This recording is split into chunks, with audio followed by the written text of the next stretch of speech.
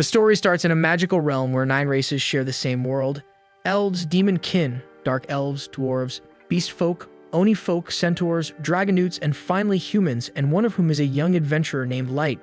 Wanting to pull his family out of poverty, Light bids farewell to his hometown and sets out on a journey in search of wealth and strength. When he finally reaches the grand city, he's hit with the harsh reality of discrimination as people sneer at him just for being human. Still determined, he walks into the guild to register as an adventurer and is assigned an F rank since it's his first day. The receptionist asks if he has a special skill, and Light's face lights up as he proudly says yes, it's something called Unlimited Gacha. Curious, the girl asks him to explain it since she's never heard of such a thing before, but Light insists it'll be easier to show her in action. He pulls out his Gacha device and presses it, creating a card right before her eyes. Beaming with pride, Light explains that whatever's on the card can be summoned. But his excitement dies fast when he realizes the first card's just a damn bent fork. Embarrassed, he laughs it off, saying it's just a failure, and tries again. But instead of something useful, out pops even more worthless crap like a rotten apple and a piece of moldy bread. He insists it doesn't usually suck this bad, but she's already over it and just hands him his F-rank card without another word. So fired up, Light rushes to take his first quest. The receptionist points him toward the bulletin board. But the problem is that he can't read. In this world, that's not unusual since most humans barely know their letters. Thankfully, she helps him out and picks a few beginner jobs for him. They're all low-paying, but Light doesn't care because he's ready to work his ass off. And by the end of the day, he's completely drained. He's done several jobs back-to-back, and all that effort barely got him enough for a single night at an inn. Still, he tries to stay positive, saying that if his Gacha can spit out something edible, he'll manage just fine. Then out of nowhere, a group of beast folk thugs bump into him and start yelling like it's his fault for dirtying their clothes. Before he can explain, they snatch every coin he has, claiming it'll cover the laundry bill. Light pleads for them to give it back because without it, he won't even have a bed for the night. But they don't give a shit. One of them kicks him to the ground, telling him to go sleep in a pigsty, and they walk off laughing. The people around don't even lift a finger to help. Instead, they sneer and call him nothing more than worthless human garbage. Right then, a young woman lifts him up, yet Light notices she's an elf and he's taken aback. He frantically apologizes for making contact with her, but the woman reassures Light that she will not harm him. Light cannot grasp why an elf would show kindness to a human like him, and the woman even embraces him. Spectators are appalled to witness an elf merely touch a human, and Light is completely stunned. This elf will soil her knees just to hold him, so he questions if he's dreaming. The woman assures him that he's not, and the rest of her companions introduce themselves. They state that they are members of the Concord of Tribes. It's the title of their group that represents all 9 races created by the divinity. The beast folk names himself Garu, and the elf is Sasha. There is also Diablo the demon kin, Oboro the Omi folk, and Drago the dragonute. Then comes Nano the dwarf, Xion the dark elf, and Santoru the centaur. That makes 8 members, so the party reveals that all they need now is a human to complete the set. Light is left speechless, so they clarify that their aim as a group is an honorable one. They want to wipe out racism in the world and build a future where every race stands on equal ground. And they want him to be part of it, but Light cannot believe what he's hearing. So the group's leader steps forward and promises that they mean every word. And just like that, Light agrees to join them, heart full and eyes shining. Sometime later, Light finds himself under attack by enormous serpents, and he has to be saved by Drago. Another creature almost creeps up on him, but Sasha is there to kill it. She cautions Light to be more cautious and reminds him that they're in the largest and harshest dungeon in the world called the Abyss. If anything strikes him here, he will bite the dust immediately. Light apologizes, so Sasha explains that she's simply worried about him, and she examines him to ensure he isn't hurt. They've been traveling together for a while now, and the rest of the group starts teasing Sasha, calling her out for always babying him. They joke that she just can't help herself, that the second she's near Light, her face turns red and all her tough talk melts away. Sasha tries to say that she only does not want their group's reputation damaged by losing a member, but the others are not convinced.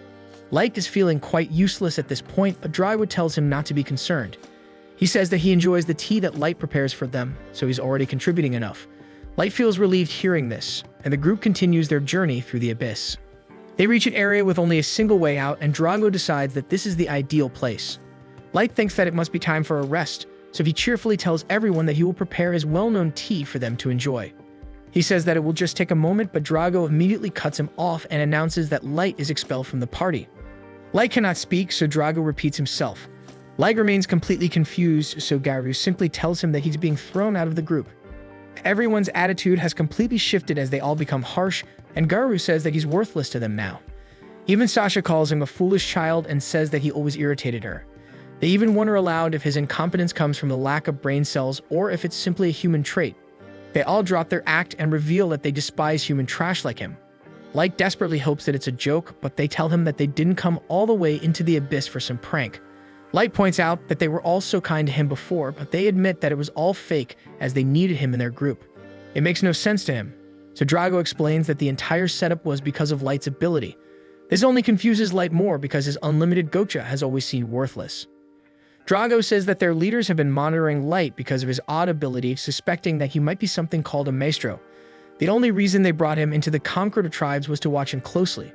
Light argues that his unlimited Gacha is a useless ability because it only produces piles of junk, but that does not matter to them. They already know his power is worthless and his stats are even worse. That is why the leaders have decided that Light is not the maestro, which means he's nothing but dead weight now. The others wish the higher-ups had decided sooner because they hated pretending to like him all this time. Light knows nothing about these leaders or the maestro, but Drago says he's heard enough. It won't matter anyway as Drago declares that it's time to finish the damn job. Horror crashes over Light as he realizes he's not just being thrown out of the party because finishing the job means they're going to finish his ass off. That's when it begins and Garu lunges forward, slicing across Light's face. His whole frame trembles as the brutal truth sinks in and he bolts in panic. But escape isn't an option as the group tells him there's no way out. He couldn't survive even a single beast in the abyss, so they tell him to just accept his fate. Sasha makes it clear there won't be a chance to run, firing an arrow that pierces through his damn leg. Garu admits how much pleasure he gets from hunting humans and Xian agrees, saying their freaking screams are like a sweet melody to her. Garu doesn't stop there and he kicks the shit out of Light.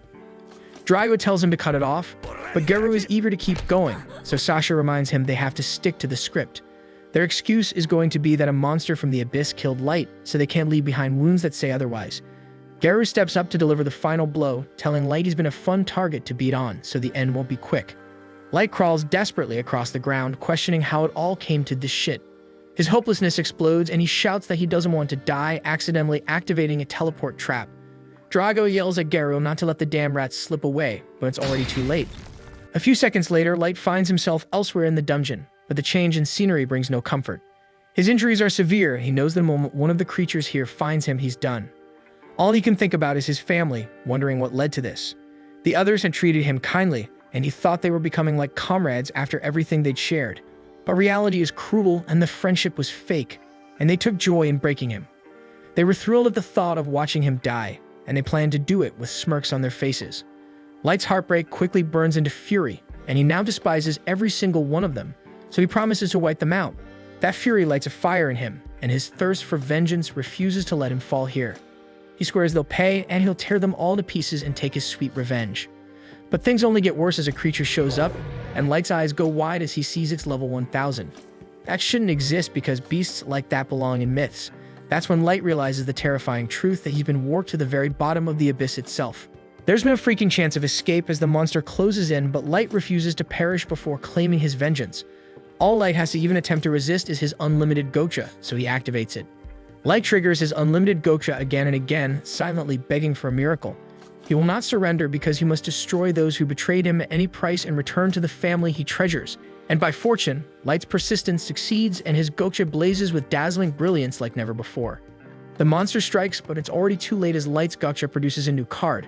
A voice proclaims that nothing shall harm its master, and a maiden manifests, completely obliterating the level 1000 creature. This mighty girl clears the wreckage she caused and astonishingly kneels before Light. She heals him and quickly apologizes for doing so without asking his permission first, saying it would be shameful if his handsome features and fair pearl skin were marred by such dreadful injuries. Light is amazed to hear her speak this way about him, and even more shocked to realize that she has healed every wound. The girl asks him to grace her with his name and his fine voice, so Light tells her who he is. The girl calls him Master Light and announces that she will devote her existence to serving him. It is the maid's oath of honor, and she vows her total loyalty to him without hesitation. Naturally, Light wants to know who this mysterious girl is, so she introduces herself as May, the ever-seeking maid, and her level is 9999. What stuns Light most isn't her power, it's that she's a super ultra-rare card pulled from his supposedly useless unlimited Gacha. But May goes on and on about her undying devotion, even saying she would follow him beyond death itself. Still overwhelmed, Light tries to explain that his unlimited Gacha isn't anything special. There's just no way someone like her could have been summoned from such a useless skill. Mai kindly asks permission to inspect his Gacha using her appraisal ability, saying she'll only do so with his consent because it's the proper way for a servant to act, and Light agrees. As soon as she examines it, Mai is amazed.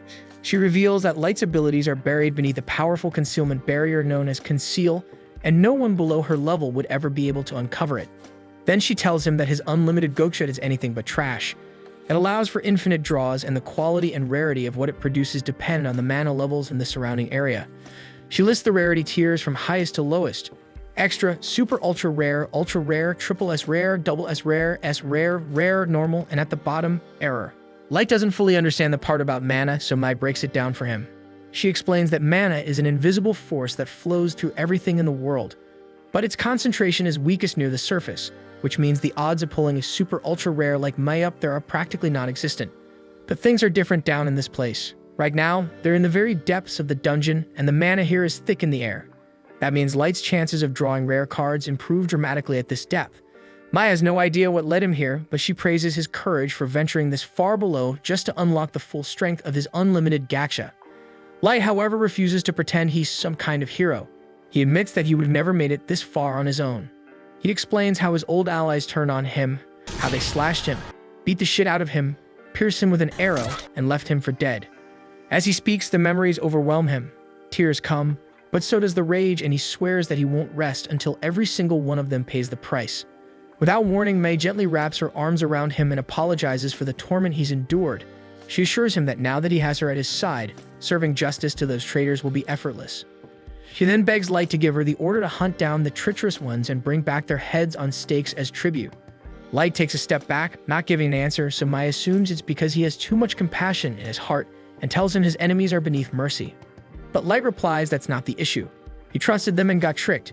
He was beaten nearly to death and thrown to the bottom of this cursed place. And the real problem wasn't them. It was his own weakness. And that's why he's decided that he must grow stronger. He admits it might be impossible for a weak human like him, but he desires vengeance by his own hand. He then wonders aloud if Mai thinks he's being foolish, but she says she would never think that of him. Instead, she declares that his desire is hers, and if his goal is personal vengeance, then it's her duty to see it through. She says that she believes in what he can become more than anything in the world, so Light thanks her for her unwavering loyalty. With their resolve now aligned, Light rolls his unlimited Gacha once more in the depths of the abyss, vowing to master his ability to build a kingdom powerful enough to clear the way toward his vengeance. 3 years later, we find that Light has established a massive empire deep within the abyss itself. Standing before his gathered maids, he praises them for their efforts, telling them they all did great work today. They respond in unison, thanking their beloved master Light. Every single one of them is completely infatuated with him, whispering to each other that they must have spent all their life's luck just to be near him. One overly enthusiastic maid even goes as far as to wish she could get a sniff of his feet. Their obsession quickly gets out of hand, and Mai, clearly irritated, asks Light for permission to discipline them. But Light waves her off with a smile, saying it's fine, they're simply devoted to him, and he lets their behavior slide. Then we see the true scale of Light's empire, vast cities filled with bustling shops and countless citizens leading peaceful lives. Wherever he walks, people greet him warmly, calling out to Master Light and offering him their finest dishes. Even those who are running low on supplies approach him without fear, knowing their leader is kind and fair. Light reassures them that he'll alert the administration to fix any shortages, and Mai immediately takes charge, insisting on resolving every issue at once to ensure no one doubts the empire's stability. Light observes that the population has grown enormously over the past 3 years, and he realizes he might need to overhaul the entire governing structure soon. His next concern is the status of his elite warriors. Each one is summoned from level 99 super ultra rare cards. Mai reports that they're all currently out on missions. Oyuki, for instance, is mapping the outer perimeter of the Abyss, a region crawling with dangerous creatures. But Light isn't worried because he's confident that a genius beast tamer like her can handle anything out there. Next is Elite, who's been hard at work developing new forms of magic aligned with Light's grand vision. He knows he's given her a lot to handle and hopes she isn't pushing herself too hard to meet his expectations. Then there's Nazuna, who's patrolling the castle as usual. She specializes in close quarters combat, making her the ideal bodyguard. Mai admits Nazuna isn't exactly the sharpest mind in the group, but she's easily the most entertaining to be around. Back inside the castle, Mai grows annoyed to find someone waiting outside Light's chamber, and it's Jack, the level 77 warrior. Mai scolds him for being too casual and reminds him to show proper respect to Master Light. But Light dismisses her concern and tells her it's fine, and doesn't mind because he always thinks of him as his big brother. The two men step outside for some serious training, and Light warns that today there will be no holding back. He declares the gloves are off and immediately opens with a lightning-fast punch straight into Jack's stomach. Jack stumbles back, clearly impressed, but laughs it off because after all, there's a reason they call him the Iron-Blooded Barricade. Light's hit would have taken out nearly anyone else, but Jack is built like a fortress. As their sparring session heats up, we cut to Nazuna making her rounds through the castle. She proudly informs the other maids that she's carrying out a direct assignment from Master Light, a critical patrol mission. The maids shower her with praise, saying they feel safer knowing someone like her is watching over them. Nazuna tries to remain modest, saying she's just doing her duty, even if her posture says otherwise.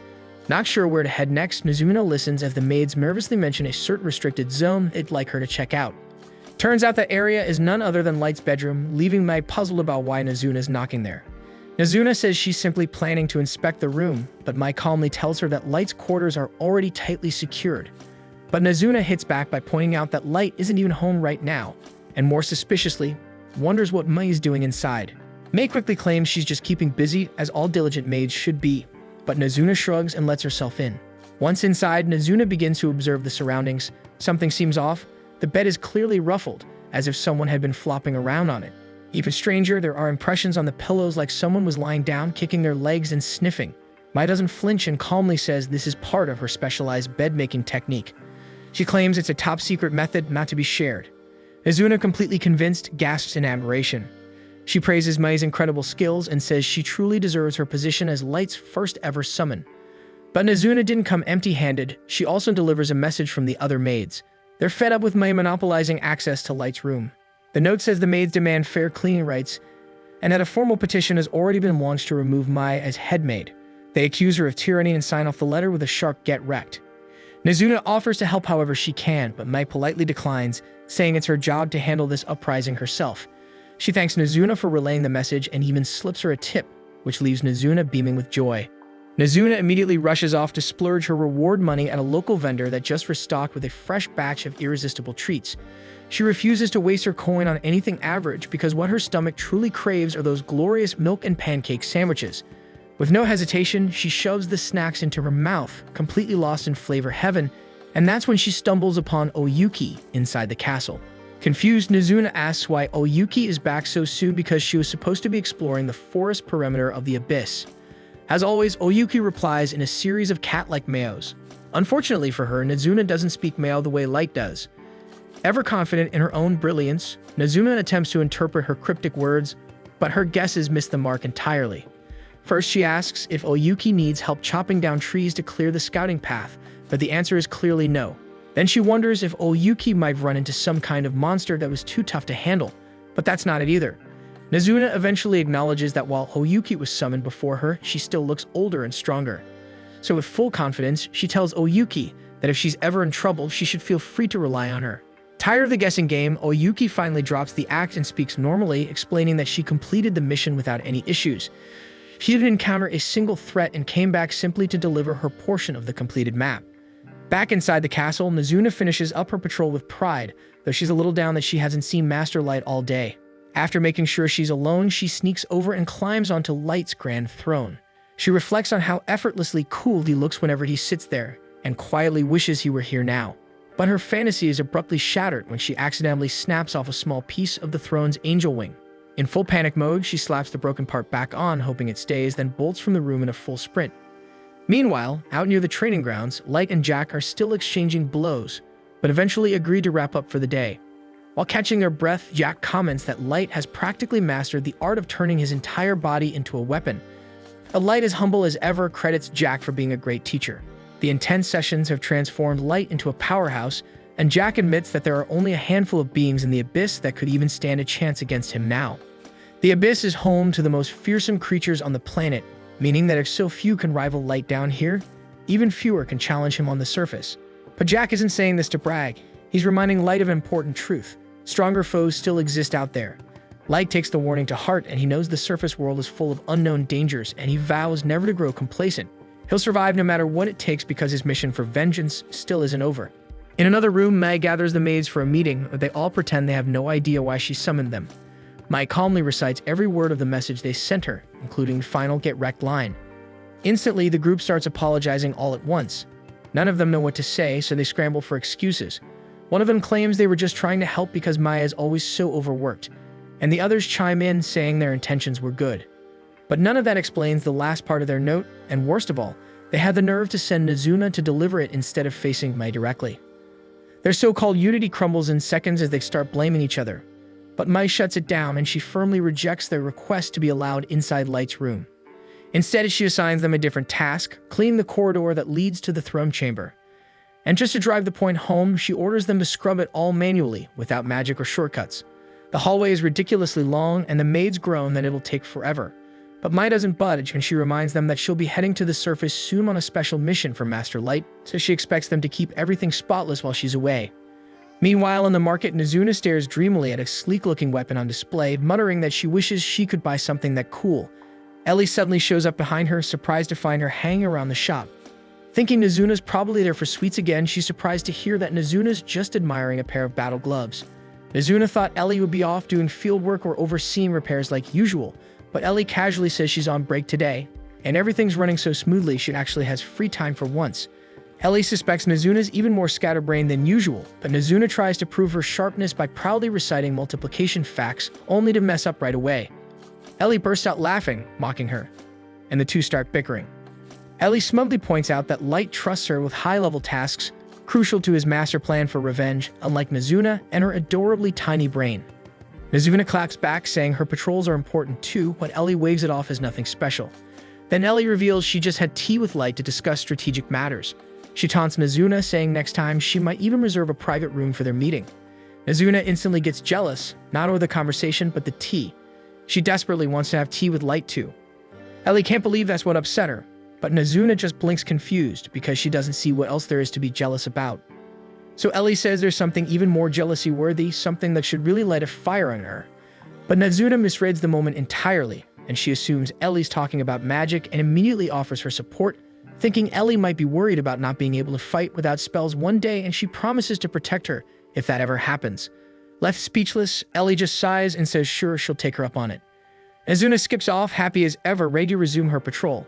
Ellie watches her go, thinking to herself that there really is no one else quite like Nazuna. Elsewhere in the castle, the four maids gripe about how they ended up in trouble despite having what they believe was a perfectly valid complaint about their supervisor. The problem is that she is the supervisor and Mai is practically untouchable. Powerless to act against her, they all sulk, dreaming about how nice it would have been to be the ones cleaning Master Light's room. The conversation quickly derails as one of them says she buried her entire face in his bedsheets just to catch his scent. As usual, the girl who always takes things too far goes way over the edge, saying she wants to lick every utensil he's ever used. The others immediately call her a freaking freak, but after a moment of hesitation, they all sheepishly admit they'd probably do the same. Their thoughts wander to Mei's seniority because after all, she was the very first one Light summoned. It wasn't until 3 months later that Oyuki appeared, and they can't stop imagining what might have happened between Light and Mei during that time, and their imaginations spiral out of control.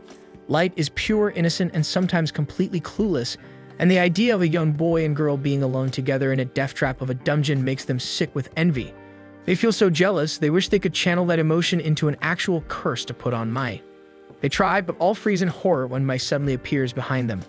They had all assumed she'd already left from her surface mission, but apparently not. Mai tells them she caught wind of them chanting "die" repeatedly, and has come for an explanation. Instantly, the girls change their tone, pretending to be nothing but loyal underlings, but Mai isn't fooled in the slightest. Eventually, they confess, admitting their envy got the better of them. What they really resent is the fact that Mai got to spend so much one-on-one time with Light. Mai tells them she has no obligation to share what happened during those 3 months, but since she's feeling charitable, she'll humor them.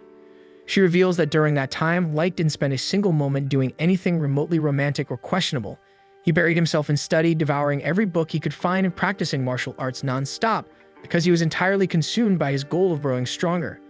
As for all the depraved fantasies the maids cooked up, none of them came even remotely true. Mai admits that lately she'd been feeling like she might have been too strict, that maybe her leadership had been a little unreasonable. She was even considering lightening their workload. But now, after hearing what they were plotting, she realizes she was way too lenient.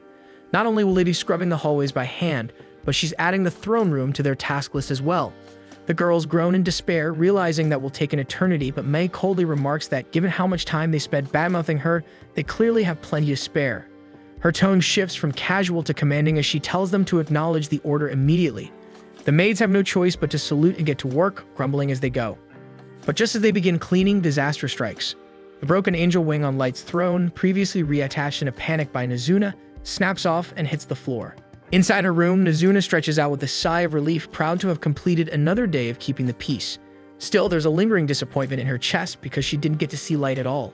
More than anything, she wishes he'd finally give her the order she's been waiting for.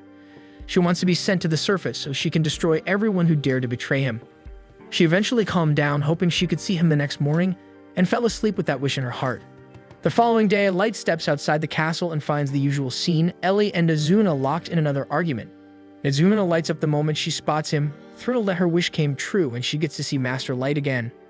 As always, Light can't help but treat Oyuki like a cat, and the other girls quickly become jealous of the attention. But the peaceful moment is shattered when a familiar beast shows up, one that looks exactly like the hellhound Light first faced when he fell into the abyss.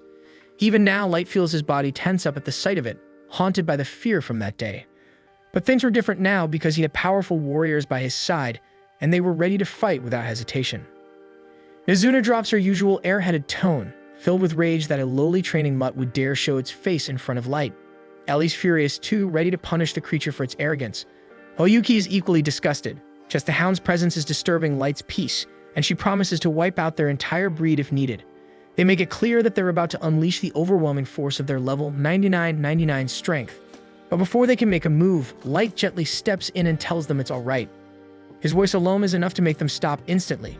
He reassures them that he's fine now. Surprisingly, Light even apologizes to the beast for scaring it. In the back of his mind, he knows that if he ever gave the word, his girls would wipe the hellhounds from existence. Then Light gets to the reason he gathered them. He informs them that Maya's returned and her mission was a success, which means it's time. Their target has fallen right into the trap, and now they move to Phase 2. The girls are a bit annoyed that May got to take the lead, but they're just as fired up knowing they're finally moving forward. Light turns and leads them forward, declaring that the first dish of his long-awaited revenge is finally ready to be served. Far away in the City of Wolves, one of Light's targets, Garou, strolls through the streets. The people cheer for him like he's a hero, blissfully unaware that vengeance is already on its way. The villagers absolutely adore Garou, so much so that one of them even suggests he should date his sister. They constantly shower him with praise, and Garou doesn't shy away from it for a second. He basks in the admiration, boldly telling everyone to step aside for a true megastar. Nearby, a human rummages through some garbage, and Garou finds the sight utterly revolting. Without hesitation, he refers to the man as street trash, violently hurling him to the ground before spitting in his face. Like many of his kind, Garou harbors open disdain for humans, and he warns the man to disappear and never show his face again. Later, at a local tavern, he confidently claims the best seat and instructs his entourage to order anything they like, boasting that he's been earning handsomely. His companions heap praise on him, calling him a symbol of pride for all beast folk, even though he himself once clawed his way up from the filth of the slums. Now he's a leader admired by many. With unfiltered arrogance, he tells them that becoming someone like him isn't something just anyone can do. He's mastered the art of influence, and since beast folk are naturally inclined to follow, all he needs to do is leverage that trait, then life becomes royalty. According to him, the key to success lies in properly categorizing tasks, knowing which ones are worth the investment and which consume too much effort for too little return in power or profit.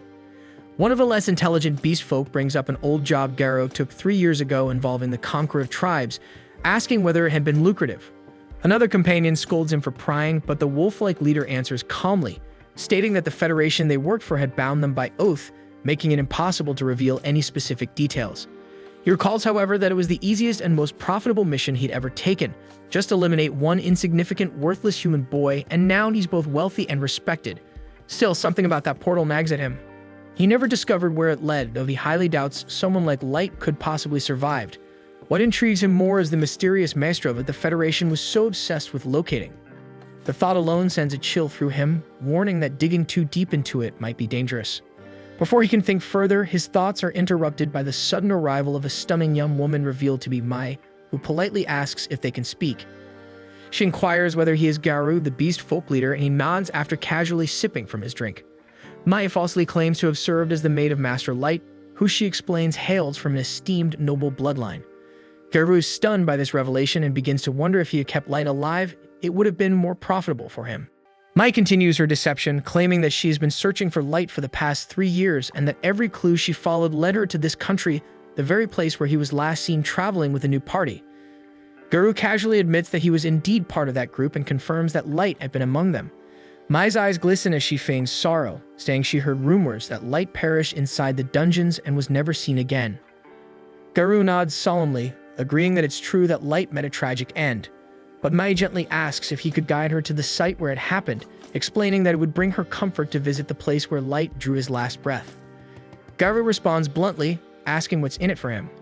To his surprise, Mai calmly places a small bag on the table, and inside are 3 solid bars of gold. His companions are stunned into silence, their eyes wide, but Garou keeps a straight face as his mind races.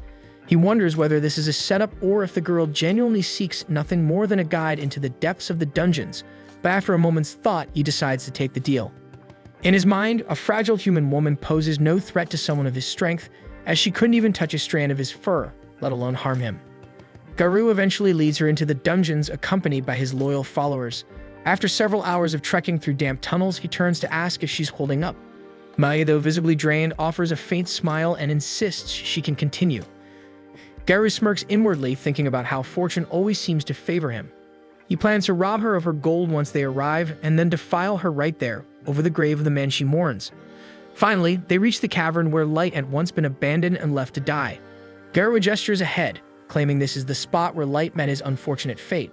He spins a false tale about a group of monsters ambushing them, saying Light didn't have time to flee, was torn apart, and then triggered a teleportation trap, and was never to be seen again. Mai collapses to her knees, tears streaming down her face, while Garou's thoughts turn cruel.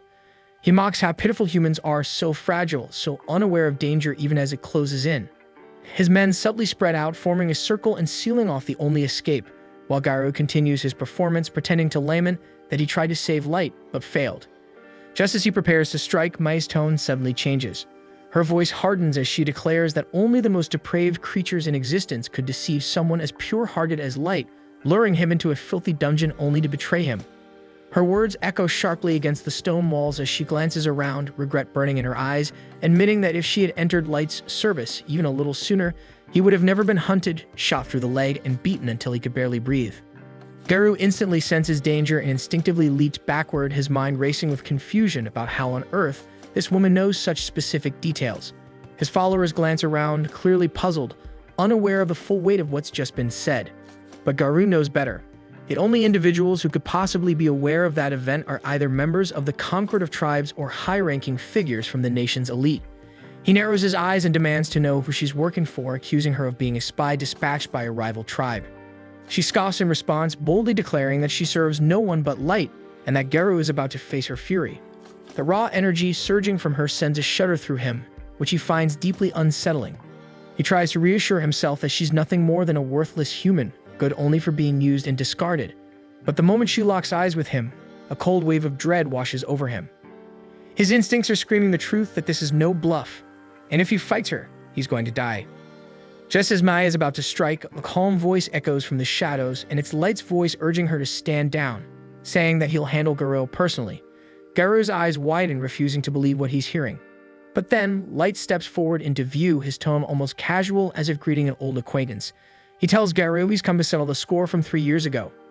Suddenly regaining his swagger, Garou bursts into laughter, claiming he never thought he'd see Light again. He mocks him for being a pathetic level 15 human, bragging that someone like him couldn't possibly stand against a level 158 raid boss. He sneers, saying he doesn't even care how the hell Light survived, but now at last he can slay him with his own hands and drag his corpse back as evidence. Light exhales softly, asking if Garou isn't at least curious about who Mai is or how powerful she really might be. Garou shrugs it off, admitting that he has no clue about the true strength of this so-called maid, but he's absolutely certain that weak-willed humans will never measure up to beast folk like them. He boasts that all his men are above level 130, and that they'll crush them with overwhelming force. Without further delay, he gives the signal to attack. 2 of his subordinates rush toward Light at full speed, weapons drawn, ready to strike him down. But in an instant, Mai intercepts them, appearing before they even blink. Their heads fall cleanly to the ground in the same spot, while their bodies collapse in silence. She coldly warns that anyone who dares to threaten Light will lose their life. But Light calmly instructs her to fall back and block all the exits because this time he wants to have a little fun himself. Garou's men start to lose their nerve, unable to comprehend what they've just witnessed. But Garou quickly tries to get them back in line, brushing it off as nothing more than a cheap parlor trick she pulled, nothing real. Light looks at him and asks if he still honestly believes humans are weaker, if it ever crossed his mind that humanity might be the most powerful race of them all. Garou bursts into laughter, proudly flexing his level as if that ends the conversation. But Light calmly responds, saying that a level is just a number and it means nothing when it comes to true strength. Garou's patience snaps, and with a furious roar, he and all his cronies launch themselves at Light in full force. But to their shock, Light doesn't flinch and stands as still as a mirror's surface. Then, in an instant, he erupts into motion, parrying every strike and flooring each of the beast warriors in flawless succession. One by one, they crash to the ground, dazed and breathless. Light steps toward Garou and asks him again if he still thinks humans are weak. But Garou, consumed by pride, refuses to accept defeat. Gritting his teeth, he pushes through the pain, vaults back to his feet, and shouts that no human could ever rival him.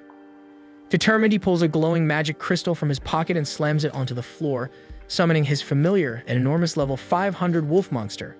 Light watches calmly and asks if that's truly the best Garou can do. But Garou assumes he's stunned into silence and mocks him, urging him to start begging.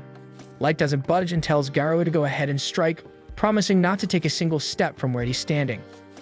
Enraged, Garou commands his beast to unleash a blast so devastating it could obliterate an entire city block.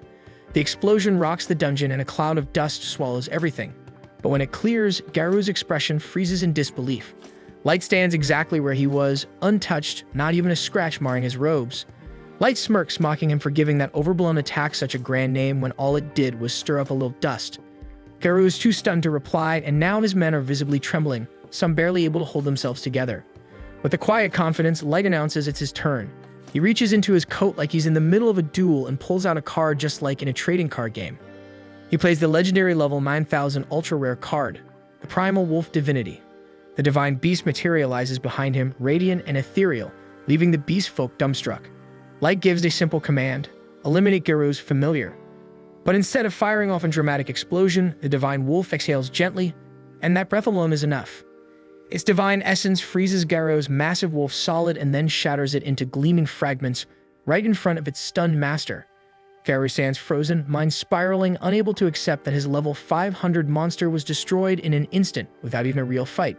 But Light simply shrugs, telling him that he could have crushed the beast himself if he really wanted to. Then, as the final blow to Garou's pride, Light reveals his own level maxed out at 9,999. Garou begins to stammer, his whole body trembling as he mutters that this simply can't be real because humans aren't supposed to exceed level 100.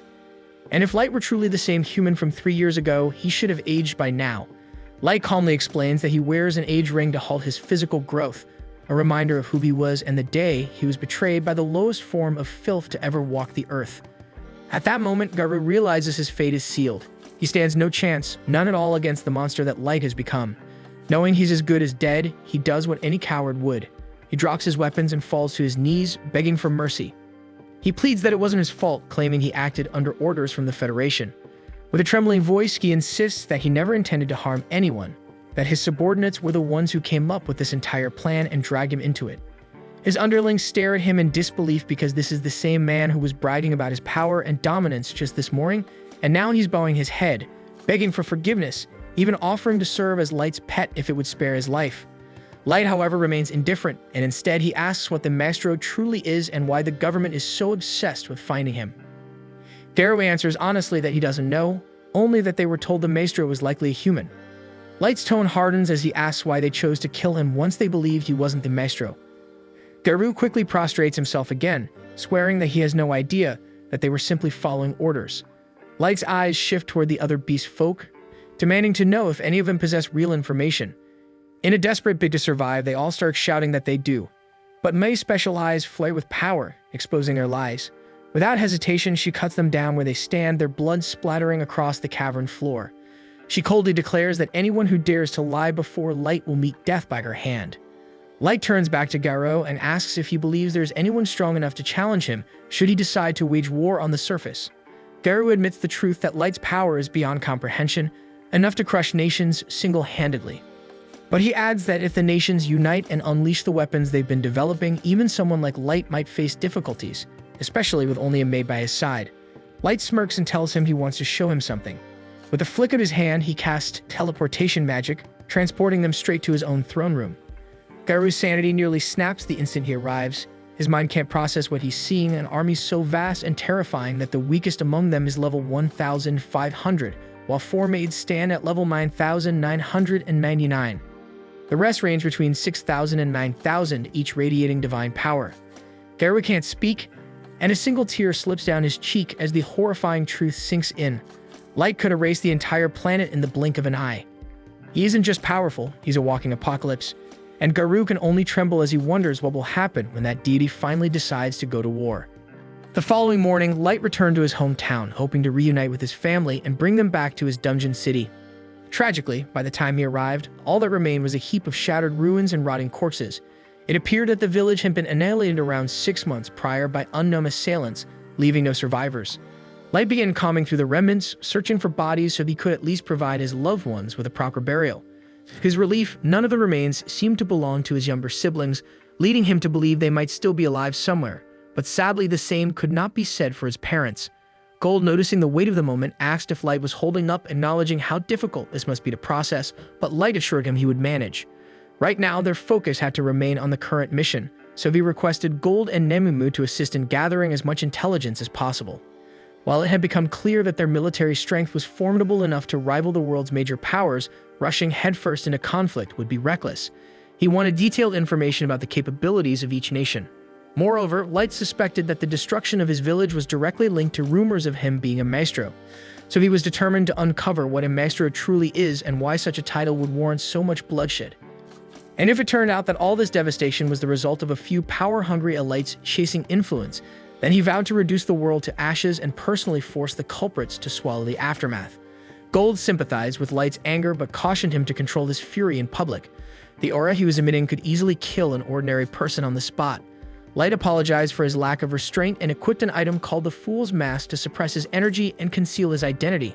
After paying his final respects at his parents' graves and quietly apologizing for not being able to protect them, he and Gold and Nemumu took off, heading toward the city of Dagas.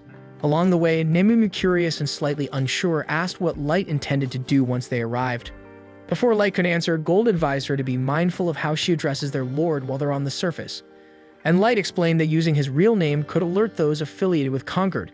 So for the time being, he would go by the alias Dark during their mission, and Nemumu nodded in understanding. As for his plans in Dagas, Light informed her that he intended to register as an adventurer under the name Dark. And by rising through the ranks, he hoped to gradually gain access to valuable information from the upper circles within the guild. After a short while, Nemumu spots the city of Dagas on the horizon. Since flying straight in would attract unnecessary attention, Light recommends landing in the forest and making the rest of the journey on foot. Still, with Gold's dazzling suit of armor, they're bound to stand out regardless. As the trio makes their way through the woods, they stumble upon a troubling scene, a human merchant being ambushed by a group of dwarven bandits. Although they would prefer to stay unnoticed until reaching the city, Gold's armor includes embedded sparkle effects that catch the light and, unfortunately, the attention of the thieves. The dwarves then decide to try their luck robbing him as well, which ends poorly for them, as they are left tied up and humiliated in the middle of the trail. The grateful merchant and his son, overwhelmed with relief, offer Light and his companions a ride to the city as thanks for their timely rescue. During the trip, the boy can't stop talking about how incredible Gold was in battle, admitting he'd never seen anyone take down dwarves with such ease. His father guesses they must be a well-known team of adventurers, but Light clarifies that they haven't even registered yet. Surprised by the response, the man tells them that if they are serious about becoming adventurers, Dagas is the ideal place to do it. The city boasts one of the largest guilds in the region and sits at the border between the elf, dwarf, and human territories. With a solid population of humans residing there, it's considered one of the more welcoming cities for their kind. He even mentions owning a successful human-run hotel and invites them to stay there if they need lodging. Not long after, they reach the outskirts of Dagas. Light asks Colonel to drop them off at the city gates as they prefer to walk the rest of the way on foot. For Gold and Nemumu, this is their first time setting foot in a surface city, and they quickly take note of the many storefronts selling armor and weaponry. Light explains that it's no surprise because this place is filled with adventurers, and with the nearby dwarf kingdom known for its blacksmithing prowess, it's only natural that their goods are sold here in abundance. When the group finally arrives at the guild hall, Nemumu observes that humans tend to scatter and avoid eye contact whenever someone from another race passes by. Light interprets this behavior as evidence that humans aren't exactly treated with respect in the city either, even if that discrimination isn't openly acknowledged. Light makes his way to the front desk to register, and as expected, he's required to begin at F rank. That means he'll need to complete a few entry-level quests later on to raise his status. But before handling any of that, securing a place to stay takes priority.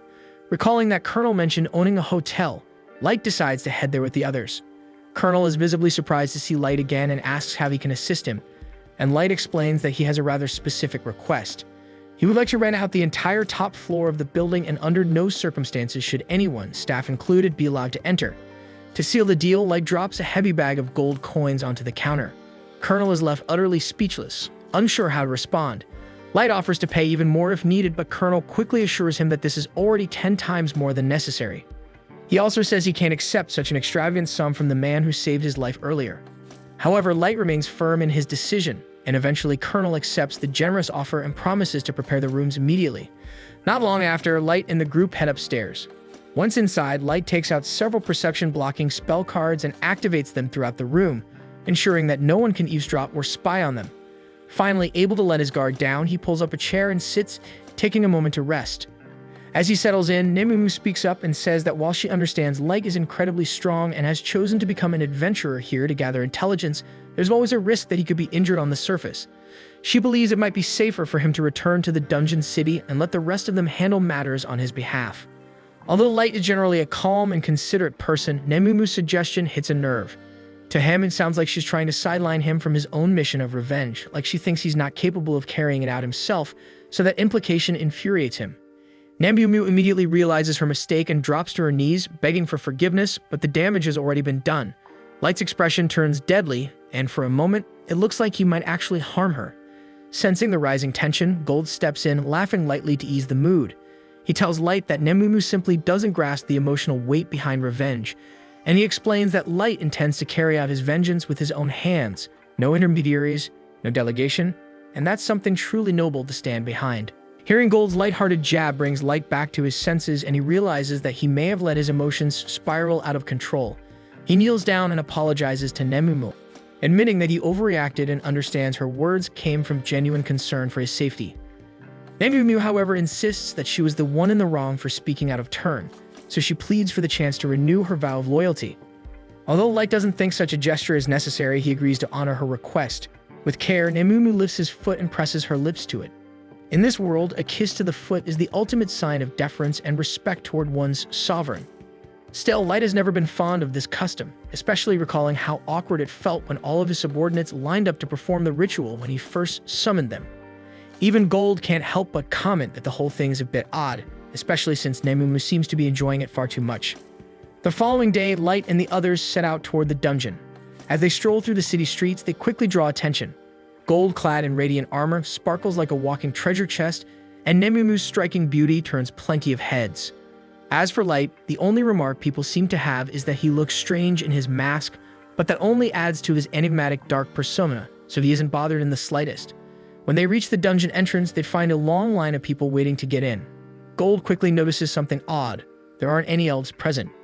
So Light explains that the elf and dwarf kingdoms are currently locked in a territorial dispute over ownership of this particular dungeon, which has led them to avoid crossing paths. Nemumu compliments Light on always having an answer for everything, which he appreciates, though he raises an eyebrow and asks if she really needs to stand that close, as her melon is pressing hard against the back of his head. She replies with complete seriousness that it's her duty to guard him at all times, and maintaining close proximity is part of that responsibility. Before Light can protest further, he notices a small group of 3 cutting ahead in line. The shortest one is likely a servant, while the second appears to have received moderate combat training. But it's the man in front who truly catches Light's eye. Despite the oversized weapon slung across his back, his movements are sharp, deliberate, and practiced, signs of a seasoned warrior. The surrounding humans hesitate to confront him, likely afraid of provoking a deadly response, but Light has no such fear. Stepping forward, he calls out the elf for his rudeness, stating plainly that cutting in line is unacceptable. The elf immediately bristles with rage when he realizes a human had the audacity to speak to him. He reaches for his sword, clearly ready to escalate the situation, but the elder accompanying him quietly advises that it's not worth causing a scene over something so trivial. After a brief pause, the warrior reluctantly agrees and moves to the back of the line. But as he passes by Light, he leans in and coldly warns him that he'll come to regret showing such disrespect. Once the elf is out of sight, the surrounding humans begin to cheer for Light, applauding him for standing up to the arrogant bully.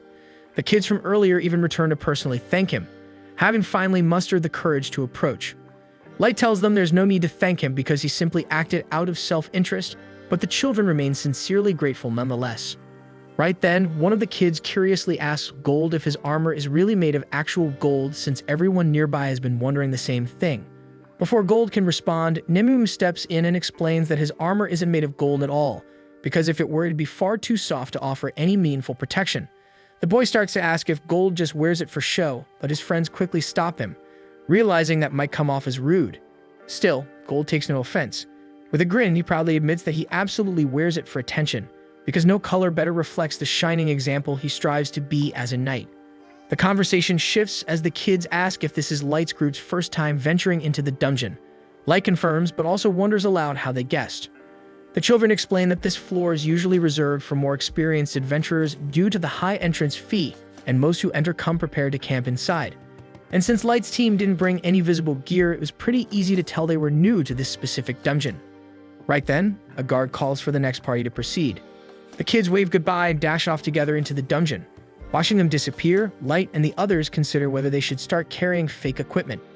Even though all their actual supplies are stored inside an item box, it might be worth the effort just to avoid looking like total newbies. A short while later, it's finally their turn to enter. For Light, this is the first time he's stepped into a dungeon that isn't the Abyss. Dungeons are saturated with mana that grows more potent the deeper one goes, often spawning monsters, traps, and even entire ecosystems. In essence, the inside of a dungeon functions as a world of its own. Once they reach the first floor, Light casts concealment magic over the group, shielding them from detection, and with that, they begin flying together toward the second floor. At the same time, the elf from earlier is furiously venting his frustration on a pack of orcs, unable to accept that a mere human had the gall to speak to him so casually.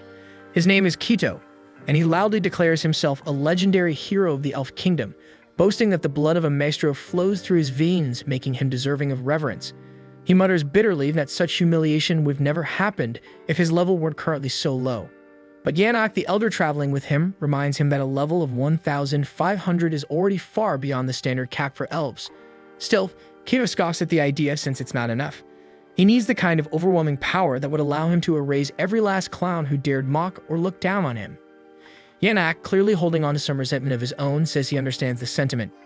After all, he was exiled for research no one respected, so if there's any chance to use that very research to help Kito grow stronger, he's all in. Back on the other side of the dungeon, Light and his team have already made their way down to the third floor, having just cleared out a massive horde of orcs. Light suggests it's a good time to head back since they've gathered more than enough proof of their strength for the guild. Plus, that last battle left him a mess and he's eager to clean up. The moment Nemu hears that, she eagerly volunteers to wash every damn inch of his body. Once they return, the fool Light doesn't even respond.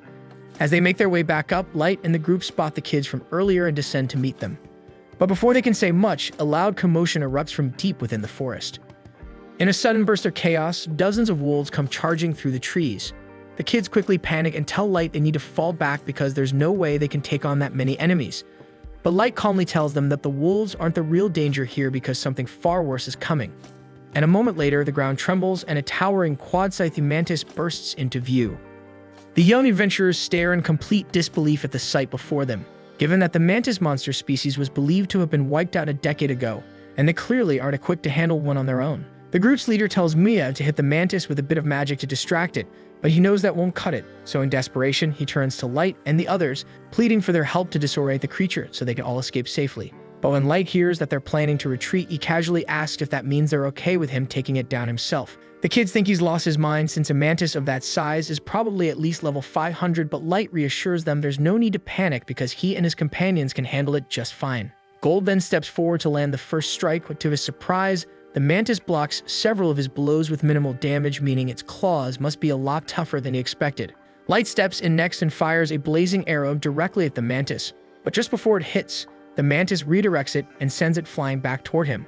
Watching this unfold, the kids begin to worry that Light and the others might be in serious danger, so they urge Mia to hurry up and cast her spell, but she's too stunned to concentrate because she just witnessed Light unleash a high-grade combat spell without even chanting, and she had no idea that was even possible. Since the rest of the kids aren't familiar with magic, they can't really tell what counts as impressive, so they don't know whether to intervene or stay back. But Gold tells them it's better if they sit this one out, and to top it off, he offers them a brief lesson in what it means to be a true knight. For starters, he explains that a shield isn't just for blocking, and as the mantis lunges at him, he pivots and flawlessly counters the attack, completely destroying one of its claws. He then adds that a knight must never miss an opening, and with the mantis still reeling from the blow, Gold moves behind it and slices off one of its legs.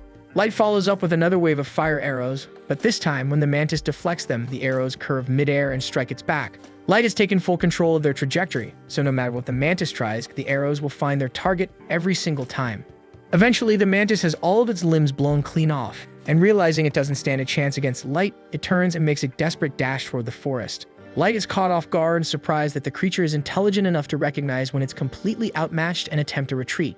But he has no intention of letting it escape after everything that just happened, so he quickly casts a massive firewall in its path to block access to the trees, and Mia absolutely loses it. She's never witnessed someone deploy such wide-area tactical magic so instantly in her entire life. And with the path forward sealed, the mantis has nowhere left to run, but it still has its wings, so in a last-ditch effort to survive, it launches itself into the air. But before it can flee, Nemumu leaps skyward after it and effortlessly shreds it to bits mid-flight. After she lands, Gold tells her she messed up, which really irritates her since she thought she was doing exactly what Light wanted, destroying the monster. But Gold explains that she also obliterated all the valuable parts, which means there's nothing left to sell once they return to town. Realizing her mistake, Nemumu immediately starts begging Light for forgiveness, but he assures her it's not a big deal. Off to the side, the kids are still frozen in place, unsure if they really just witnessed a human take down a quad-sized mantis, or if they collectively hallucinated the whole thing. And after a few minutes, as they dig through the remains, they stumble upon the mantis's magic gem. Miraculously, it's still intact, meaning Light can use it as proof of his achievement. But just before he departs, one of the kids approaches him and asks if he's part of a famous adventurer party or something, because there's no way someone that powerful is just a rookie. But Light calmly replies that he and his friends are indeed ranked F, leaving the kids even more confused than before. With the battle now over, Mia conjures a ball of water using her magic and offers it to Light so he can rinse off all the mantis goo. He's genuinely touched that she would use her precious mana for his sake, but she insists it's the least she can do. Since the sun is starting to set, the leader invites Light and the others to camp with them for the night, not just because it's dangerous to travel in the dark, but also because Mia is dying to chat about magic with Light, and since there's no real downside to staying, Light agrees.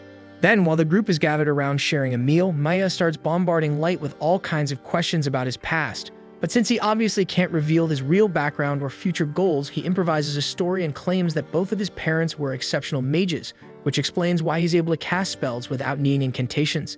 That explanation seems to satisfy Maya, but her brother still doesn't get what's so impressive about it. Hearing him say that, Maya launches into a passionate rant about how insane Light's magic really was. She explains that there are 3 primary classifications of magic. First, there's combat class magic, typically used against individual enemies. Then there's tactical class magic, which can affect a broad area, like the firewall Light cast earlier. And finally, there's strategic class magic, capable of impacting the world on a much larger, even global scale. That includes cataclysmic spells like triggering earthquakes or calling down meteor strikes, which usually require a team of elite mages to pool their mana and recite lengthy incantations in unison to even attempt. While other races can cast powerful magic with relative ease, it's extremely rare for humans to reach that level. That's why Mio is so stunned to see someone like Light pull off a spell of that caliber so effortlessly. Her brother might not understand the mechanics of magic all that well, but from how Maya explained it, you can tell Light is on a completely different level. Still, he tells Mia she deserves credit too, since her abilities were strong enough to earn her a formal recommendation to the Duchy's Magic Academy. It piques Light's interest, so he asks if they mean the academy overseen by the Principality of Nine, the governing body formed by all 9 major races.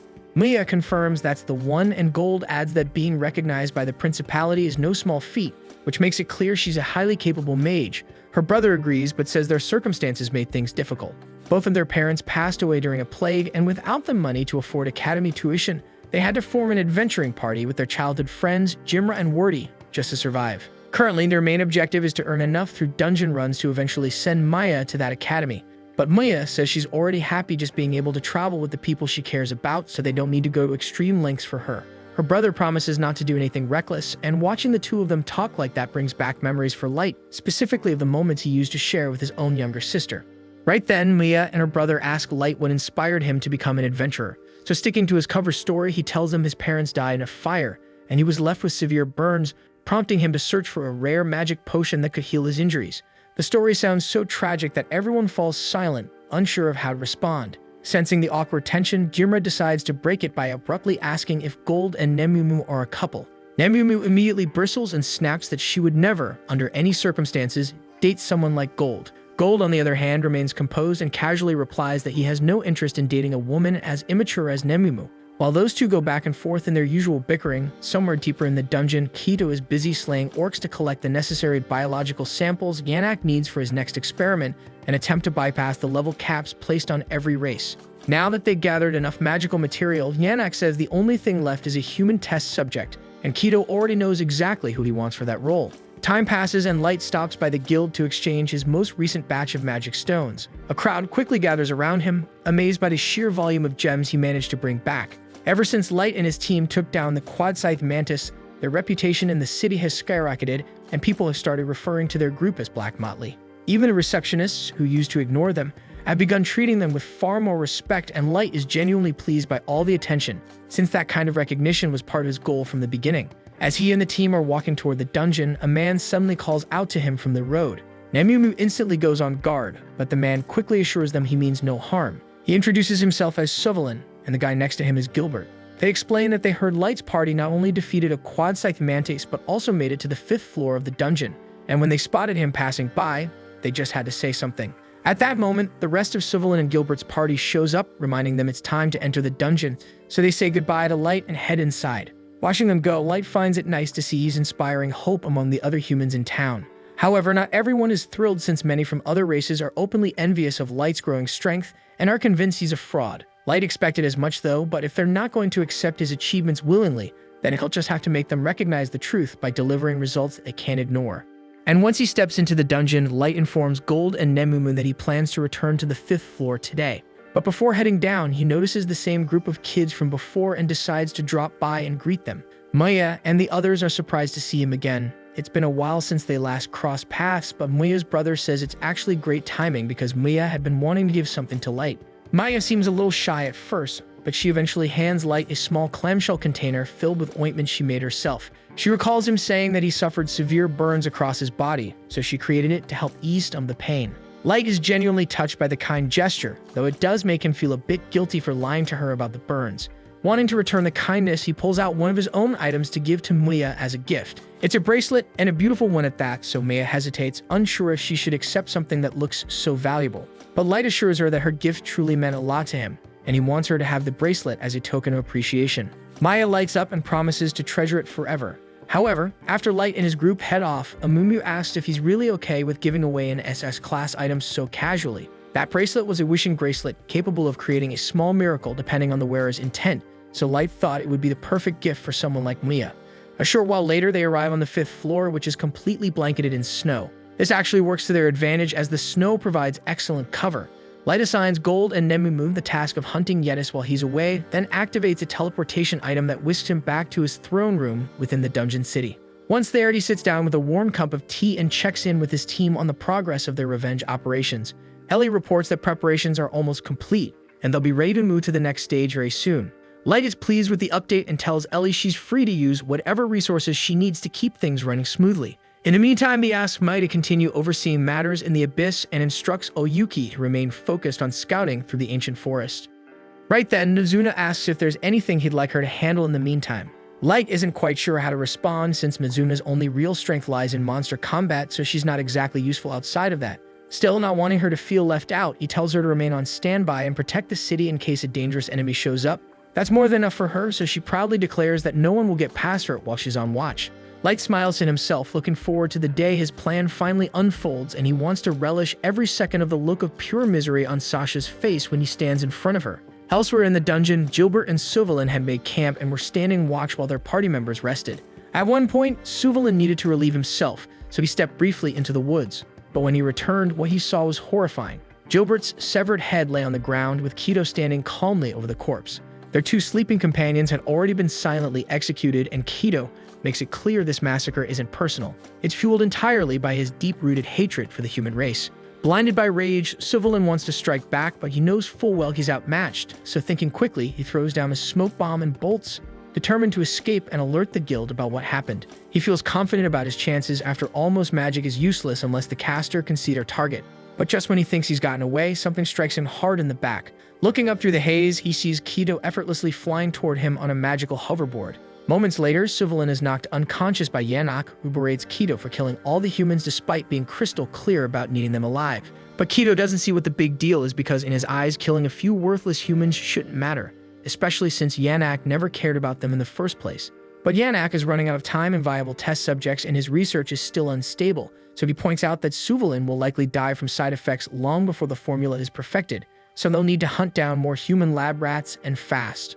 Not long after, back on the surface, Nemumu is caught in a heated exchange with the guild receptionist, pushing to get Light promoted.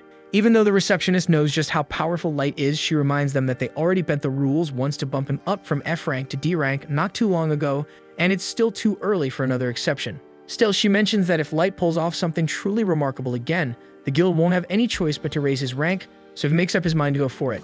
Later that day at the inn, we see him holding a poster about an unknown killer targeting adventurers.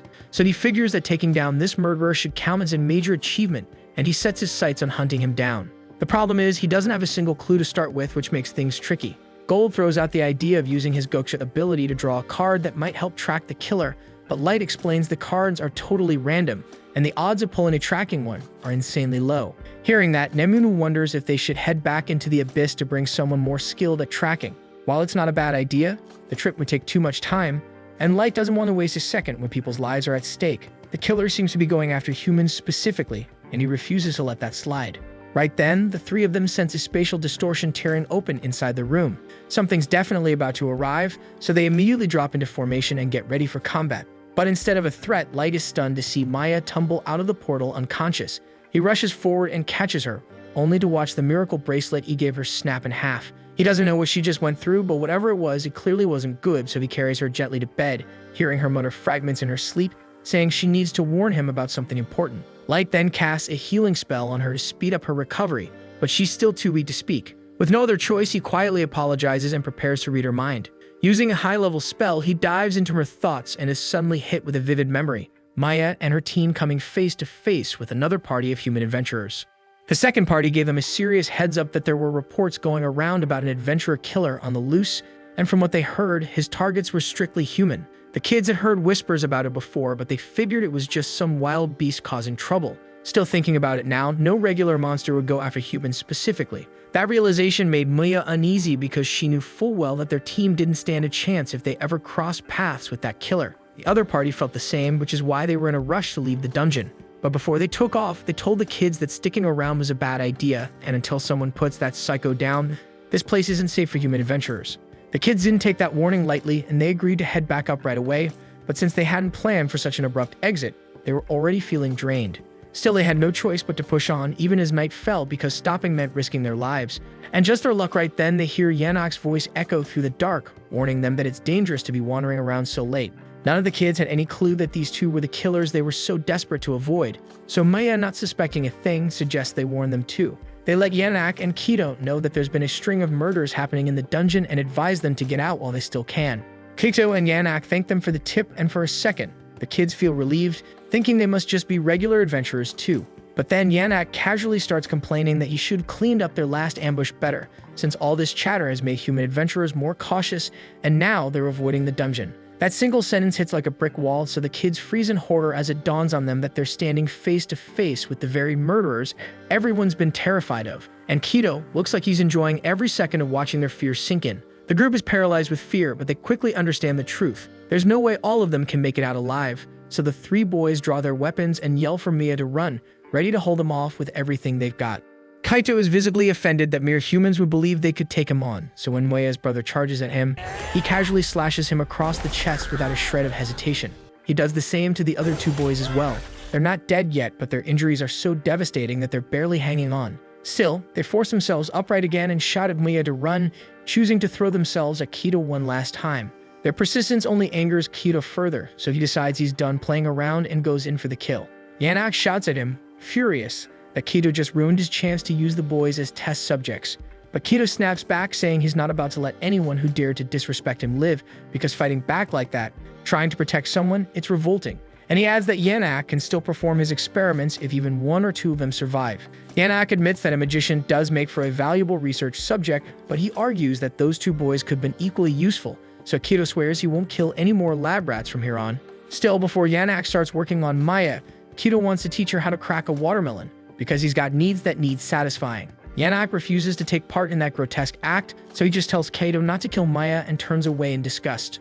Maya is shaking in terror as Kido looms over her with sick intent, but before he can do anything, her brother miraculously staggers to his feet and screams at her to run. Yanak is astonished that the boy is still breathing with wounds like that, exactly the kind of resilience he needs in a subject, so he orders Kido to make sure the boy is taken alive no matter what. The boy's body is nearly shutting down, but he doesn't care. All he's thinking about is giving Maya a chance to escape. He screams at her one more time to run, and even though she doesn't want to abandon him, she realizes this might be her only window. So with Kido briefly distracted, she turns and sprints away. The moment Kido notices she's escaping, he gets ready to chase after her, only to be intercepted by Elio's desperate attack. Elio doesn't stand a chance of hurting Kido, but the move is enough to stall him and buy Maya a few extra seconds. Kido is itching to finish off Maya's brother once and for all, but Yanak reminds him yet again that he needs the boy alive, so Kido restrains himself from making a fatal move. While Elio staggered in place, his lips moved in a whisper, running through every strategy he could think of to buy Maya more time. His thoughts drifted back to a lesson he picked up from Gold during their first encounter. Gold had told him that while most people see a sword as a weapon and a shield as defense, true combat relies on creativity. The ability to surprise your opponent is what turns the tide of battle. That advice echoes in his head now, so Elio hurls his sword straight at Kido. Thinking this was the actual attack, Kido leans back to avoid the blade. But while he's focused on the sword, Elio charges in and slams his shield into Kido's jaw, sending him crashing to the ground. That was all he had in him, but it landed and Elio feels a flicker of pride. Even if this is the end, at least he got in one clean shot. Kido, stunned and furious, can't process the fact that a human actually struck him. Enraged and humiliated, he ignores Yanak's command to keep Elio alive and fires a spear of light straight through his stomach with his sword. But somehow Elio doesn't die right away, but Kido has no plans to end things quickly, because he wants to make him suffer for daring to touch his precious face. Yanak cuts in, warning him not to waste any more time because if Maya escapes and word gets out, their entire operation will be exposed. Kaido's still fuming, but he gets the point. And with a scowl, he turns and takes off after her. Maya had been running flat out, heart pounding in her chest. Just as the dungeon's exit comes into view, 3 glowing swords shoot down in front of her, blocking the path. She freezes in place, eyes wide because she hadn't expected Kido to catch up so fast. But he's wielding Grandius, the Phantasma-class weapon once held by the Elven Queendom, a legendary blade that lets its user spawn and control endless blades of light. He tells her it's pointless to run, as long as he's using Grandius she won't get far, but Maya refuses to surrender. Gritting her teeth, she chants a quick spell and hurls a spray of sharp icicles toward Kido, just enough to obscure his view. And then she turns and dashes into the forest, using the momentary distraction to vanish into the trees.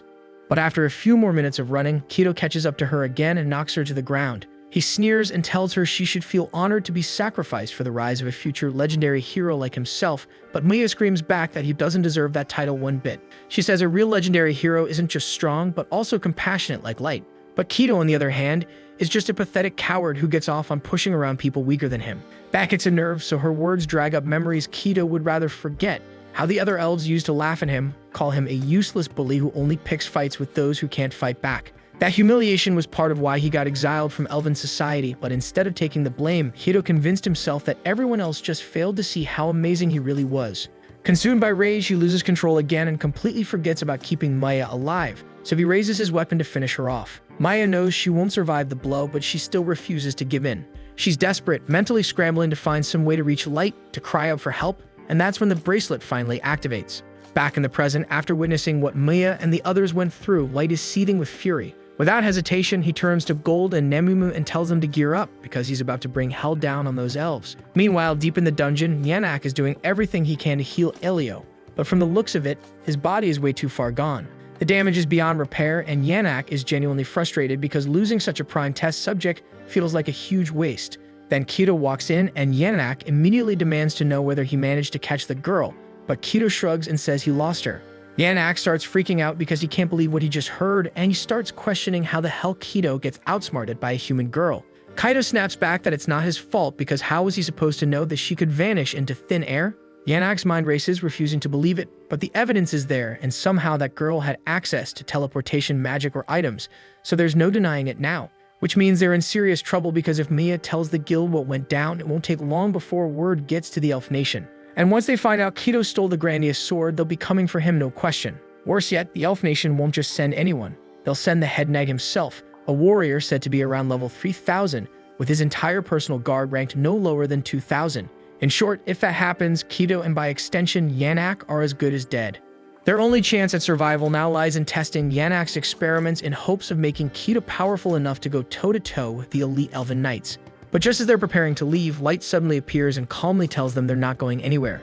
Kido immediately recognizes him as the same guy who called him out for cutting the line when he first entered the dungeon. But what truly throws him off is how a human managed to sneak up on him without him sensing a thing, especially considering he's level 1500. Light's expression drops when he sees Jimra and Wardy lying motionless on the ground. He's too late to save them, and the best he can do is gently shut their eyes and whisper an apology for not arriving sooner. Meanwhile, Gold rushes over to Elio and lifts him up. He still has a faint pulse, which means there might still be hope. Light focuses and channels a healing spell into Elio, then turns back toward Kido and demands an explanation. Actually, no. He immediately corrects himself because he doesn't care about their twisted reasons. The moment they made his friends suffer, they sealed their fate, and Light swears by his name that they're going to feel a level of agony so intense, they'll beg for death to come early. He then turns to Nemumu and Gold and tells them to stand back because this is something he wants to handle alone. Kaido, meanwhile, is completely insulted by the idea that a low-tier human dares to think he can take him on solo. He's had enough of being mocked and defied by lesser beings, so he promises to savor every second of tearing Light apart. The moment he launches his first attack, Light stops it cold with his staff, and honestly, he's a little underwhelmed because he expected more from Kido. And then Light slams his staff forward, nearly knocking Kido unconscious. Driven mad, Kido goes all in and activates the full power of his sword, unleashing wave after wave of radiant blades aimed straight at Light. But even as dozens of glowing blades fly toward him, some even slicing through parts of his cloaks, so Light calmly responds with a burst of ice magic, freezing and deflecting every last attack with ease. Kaido's face twists in disbelief, and he stomps and rages like a child throwing a tantrum, unable to comprehend how a mere human could be outperforming him. He starts ranting about how, with the ancient sword of Maestro in his hands, this should be impossible. Light at first wasn't even listening, but the second Kido mentions Maestro, his expression sharpens. That's the exact kind of clue he's been searching for, so he presses Kido, asking how he knows about the Maestros. So Kido laughs and says of course he knows because he was born with the blood of a Maestro in his veins.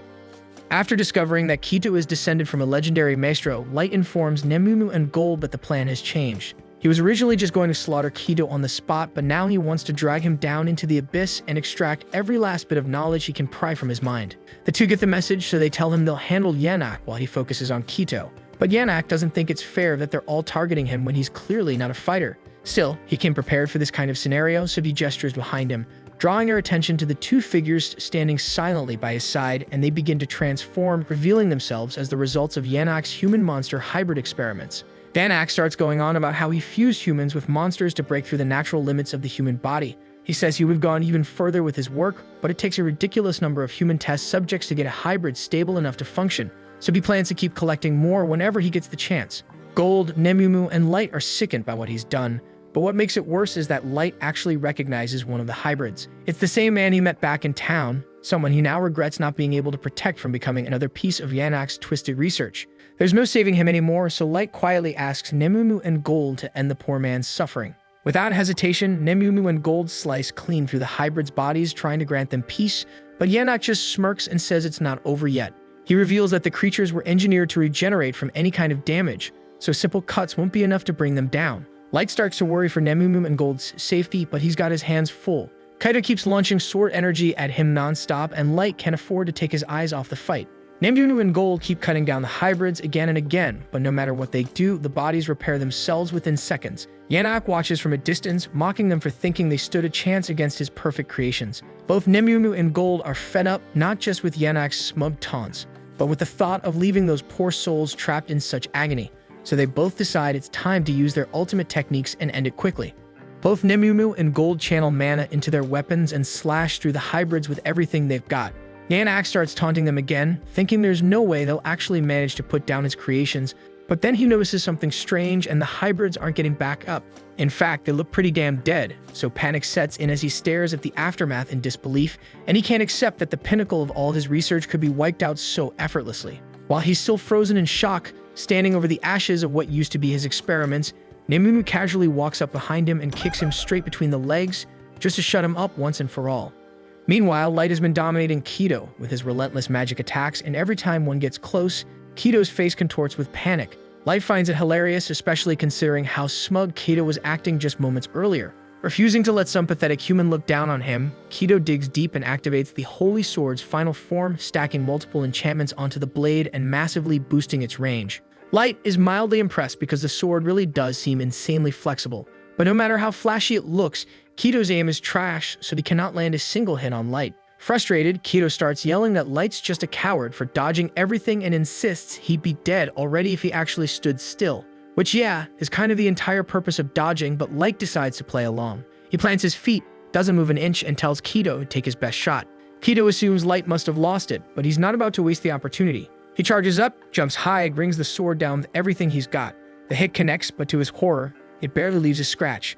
Kido stands there stunned, since there's no way a regular human should be able to tank a clean blow from Grandius. Light just stares him down and says he's welcome to keep swinging if that helps him understand the gap between them. Kido goes wild, unleashing a flurry of attacks, slashing again and again, but not a single one even phases Light. Eventually, Light gets bored, so with a quick flick, he shatters Grandius' enchantment, drives a punch into Kido's gut, and then knocks him flying with a clean shot to the face. Kido hits the ground hard, bouncing across it until he finally stops, bruised and bloodied. Light walks over and towers above him, his expression cold. He says he's got plenty of questions for Kido, so he's not going to kill him just yet. Not until he's made him feel a fraction of the suffering he caused his victims. Kido quickly realizes Light isn't messing around, and there's zero chance he's fighting his way out of this. So with no other options, he drops to his knees and starts pleading for his life. He admits he's from the Elven Nation and was once poised to lead the White Knights as their next commander, and in exchange for mercy, he swears he'll give Light any intel he wants. Right now, Kido looks absolutely pathetic, and the sight of him makes Light's blood boil. This was the guy parading around like some so-called legendary hero, and now he's groveling the second things don't go his way. A real hero fights until their last breath, standing for something even when the odds are hopeless. But Kido, for all his ego, couldn't even manage that. Honestly, Elio, Jimra, and Wardy were the real heroes because they faced off against Kito and Yanak to protect Maya, fully knowing they didn't stand a chance.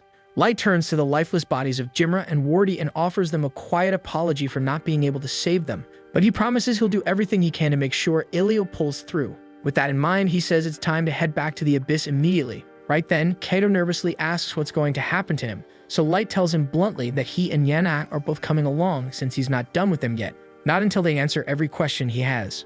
A second later, Light activates his teleport spell, and when Kido and Yanak open their eyes again, they're both stunned to find themselves in a totally unfamiliar location. Yanak is in disbelief, demanding to know where they are, so Light tells him they're in the deepest layer of the Abyss dungeon. Yanak can't wrap his head around it because they were just in Daggers a moment ago, and now they've been warped all the way to the most brutal dungeon in the world. But he still doesn't get why Light dragged them here. Light simply replies that this is where he lives, so Yanak and Kido stare at him like he's insane. No one in their right mind would choose to live in a place like this. But the moment they say that, Nemumu starts stomping Yanak's back flat for daring to suggest that Light would lie. The sound draws the others, who quickly gather around to see what's going on. They're excited to see Light again, but when they spot the two battered elves, they can't help but ask why he brought such trash with him. Light explains that these two are notorious criminals who use innocent people for unspeakable experiments, acts that led to countless deaths, including the lives of two close friends of his. Still, they're carrying knowledge about what a maestro truly is, and for that reason alone, Light decided to delay their execution for the time being. The moment the girls hear what Kido and Yanak have done, their expressions darken and their eyes lock onto the two criminals with pure killing intent. One by one, they start listing off the horrible things they'd like to do to make them pay for their crimes.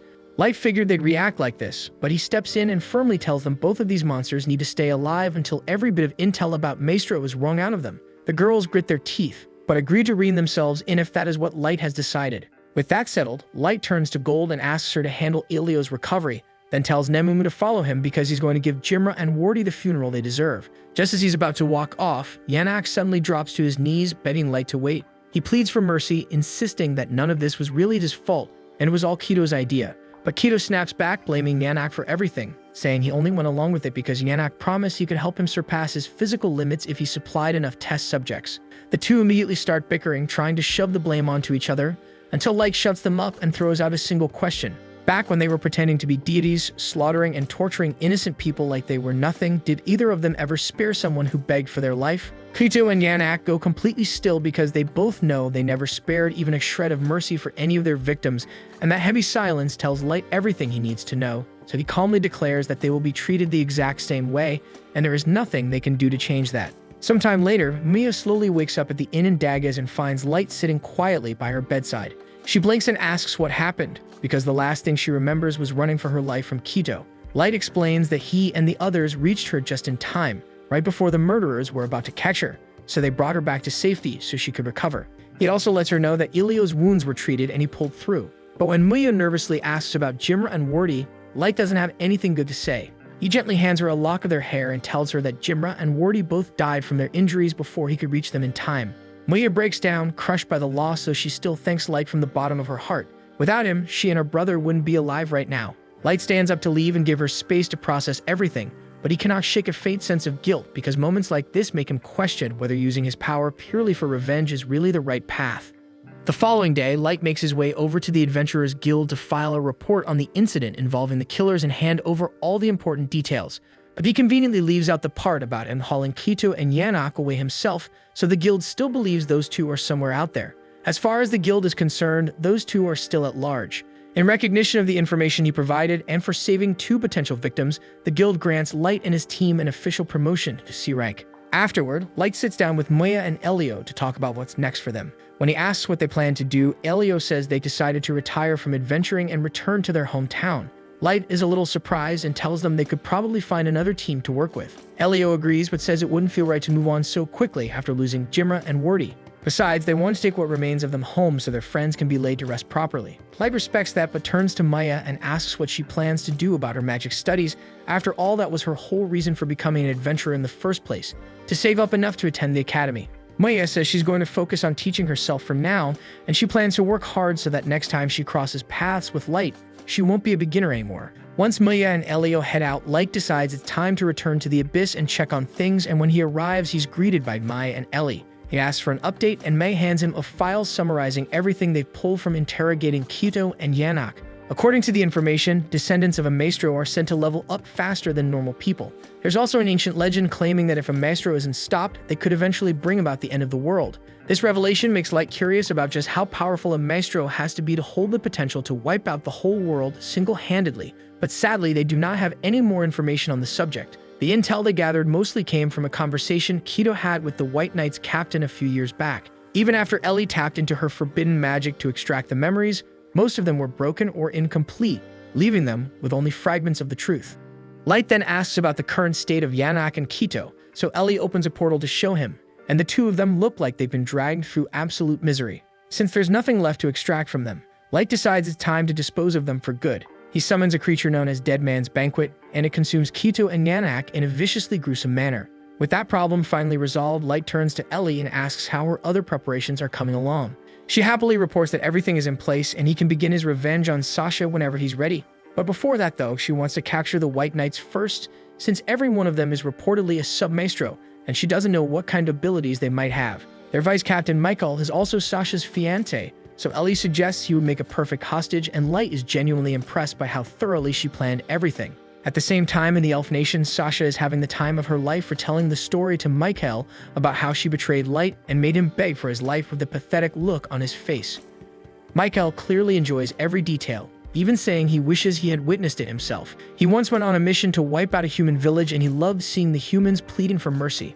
Both of them laugh and bond over how much pleasure they get from watching humans suffer, completely unaware that Light is preparing to return the favor for every pain Sasha ever inflicted on him. Meanwhile, in the Elf continent, Sasha rides comfortably in her carriage, still smiling after her meeting with Michael, and she feels lucky, like she couldn't have landed a better fiancé. Her maid watches her proudly, already daydreaming about the big wedding. Sasha, a little embarrassed, tells her it's still far off, but the maid insists it's never too early to start getting ready. Right then, the carriage lurches to a stop as a skinny man drops a load of cargo right in their path. His furious elf master lashes him with a whip, trying to get him to move faster. Watching the scene, Sasha mutters that humans are completely worthless. Right then, Light steps into a shadowy alley, and Sasha's heart nearly skips because she recognizes him in an instant. Stunned, she jumps down from the carriage and rushes after him, thinking her eyes must be playing tricks on her. She weaves through the tight back streets, but he's nowhere in sight, and she ends up stuck in a dead end.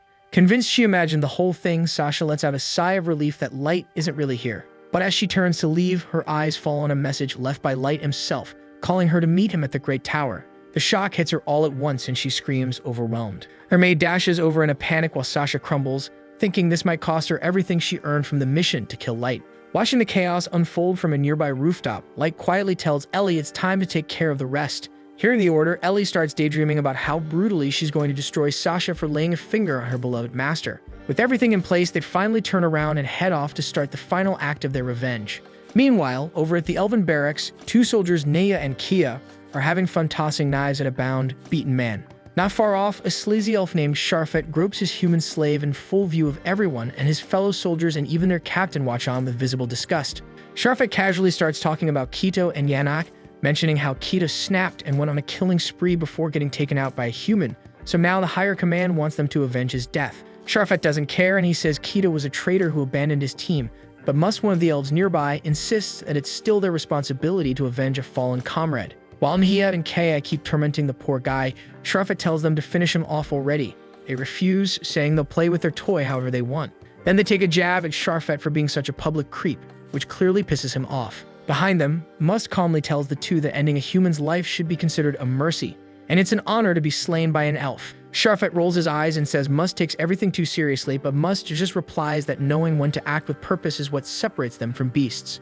Out of nowhere, the captain snaps and orders everyone to shut it, and just the weight of his aura is enough to shut them all up on the spot. He tells Nia and Kaya to knock off the torture games, then shoots a glance at Must, telling him to loosen up for once. After that, he shouts a command at Sharfet, who immediately kills the human slave without hesitation. With the body now still, the captain turns to Nia and Kia and tells them to clean up the mess. They nod without question, and he then orders Must to prep for the next assignment. Off to the side, Sasha stands frozen, tears falling as she breaks down from witnessing another human die, so Sharfet gently tells her she can go rest in her quarters. The frightened girl wastes no time and runs off, and the captain turns his attention back to Sharfet. He warns him to quit messing around with humans, reminding him that elves treat their lineage like something sacred. Bearing children with lower races isn't just frowned upon, it's a disgrace. Instead, the captain reminds him that elves have always married into the bloodline of the maestros, and if Sharfet wants to uphold that tradition, he better start acting like it. Sharfet scoffs and says it doesn't matter because they've all stopped growing stronger anyway, even with their so-called elite blood. That's when the captain shoots back, telling him it's because their bloodline's been watered down through generations of crossbreeding. Sharfet finally drops the act and says he never planned to have kids with any of the slaves and he just enjoys toying with them. He finds it hilarious to trick weak girls into thinking they're special, just to watch them bend over backward trying to win him over. As Nia and Kaya drag off the slaves' corpse behind him, they call Sharfet a twisted freak with no shame. Bored now, Sharfet says maybe it's time to get rid of Sasha too, and asks if the captain wants to handle her execution. But the captain refuses and stands up, saying they've got more important things to do, like getting revenge for Kito and restoring the Elven Queen's pride, even if Kito was a disgrace who walked away from them. Later that night, Sasha lies asleep in her room until a strange noise wakes her. Off in the distance, a magic circle flickers to life and summons a massive tower right in the heart of the forest. At the very top of that glowing spire, Ellie appears and waits silently for Sasha to arrive. Back in her room, Sasha stares at the strange tower from her window, quietly wondering if that's the place Light meant when he left that message. Somewhere else in the forest, an elf hauls a group of slaves through the trees, only to be ambushed by a savage Orthos. Panicking, the elf ditches the children and bolts, leaving them to face the beast alone as it marches toward them. By the next morning, the carriage driver shows up at a local tavern, where the latest gossip is already flying. The forest is crawling with vicious monsters, and people are starting to freak out. One elf suggests they might be coming from that weird tower that popped up, but another mutters that the queendom won't even send scouts to check since it's too short on manpower to risk it. Across the city, the queendom's authorities have plastered bounty posters everywhere, offering rewards to anyone with intel about the mysterious tower. Light stops to glance at one of them, a little taken aback by how many elves are signing up to face the dark threat. Not far off, two cocky elven adventurers catch sight of Nemumu and instantly start hitting on her. Boasting about being level 150, they urge her to ditch the metal Geyser gold and the kid tagging along. But Nemumu shuts them down with a cold glare, clearly unimpressed. Light then steps in, calmly asking the pair to back off, and that's when things get ugly. Offended, the two elves swing at him, but Light stops them in an instant with a snap thunderbolt. Seeing him cast without even a chant, the crowd quickly realizes they're dealing with the infamous Black Motley. The crowd freezes, then slowly backs off, giving them space. Light walks away with his group, knowing full well that rumors about them will be everywhere by sundown, and as they move through the streets, he silently hopes Oyuki's holding things together on her end. Deep in the forest, a band of elves marches forward, using a chained human girl as their guide while they scan the woods for clues. One of them nervously mutters about the danger, but another smugly says they'll just let the girl act as bait if monsters show up. Thinking their plan's rock solid, they push forward until the girl stumbles to the ground, trying to catch her breath. Her master immediately threatens a beating, so she scrambles back to her feet without a word.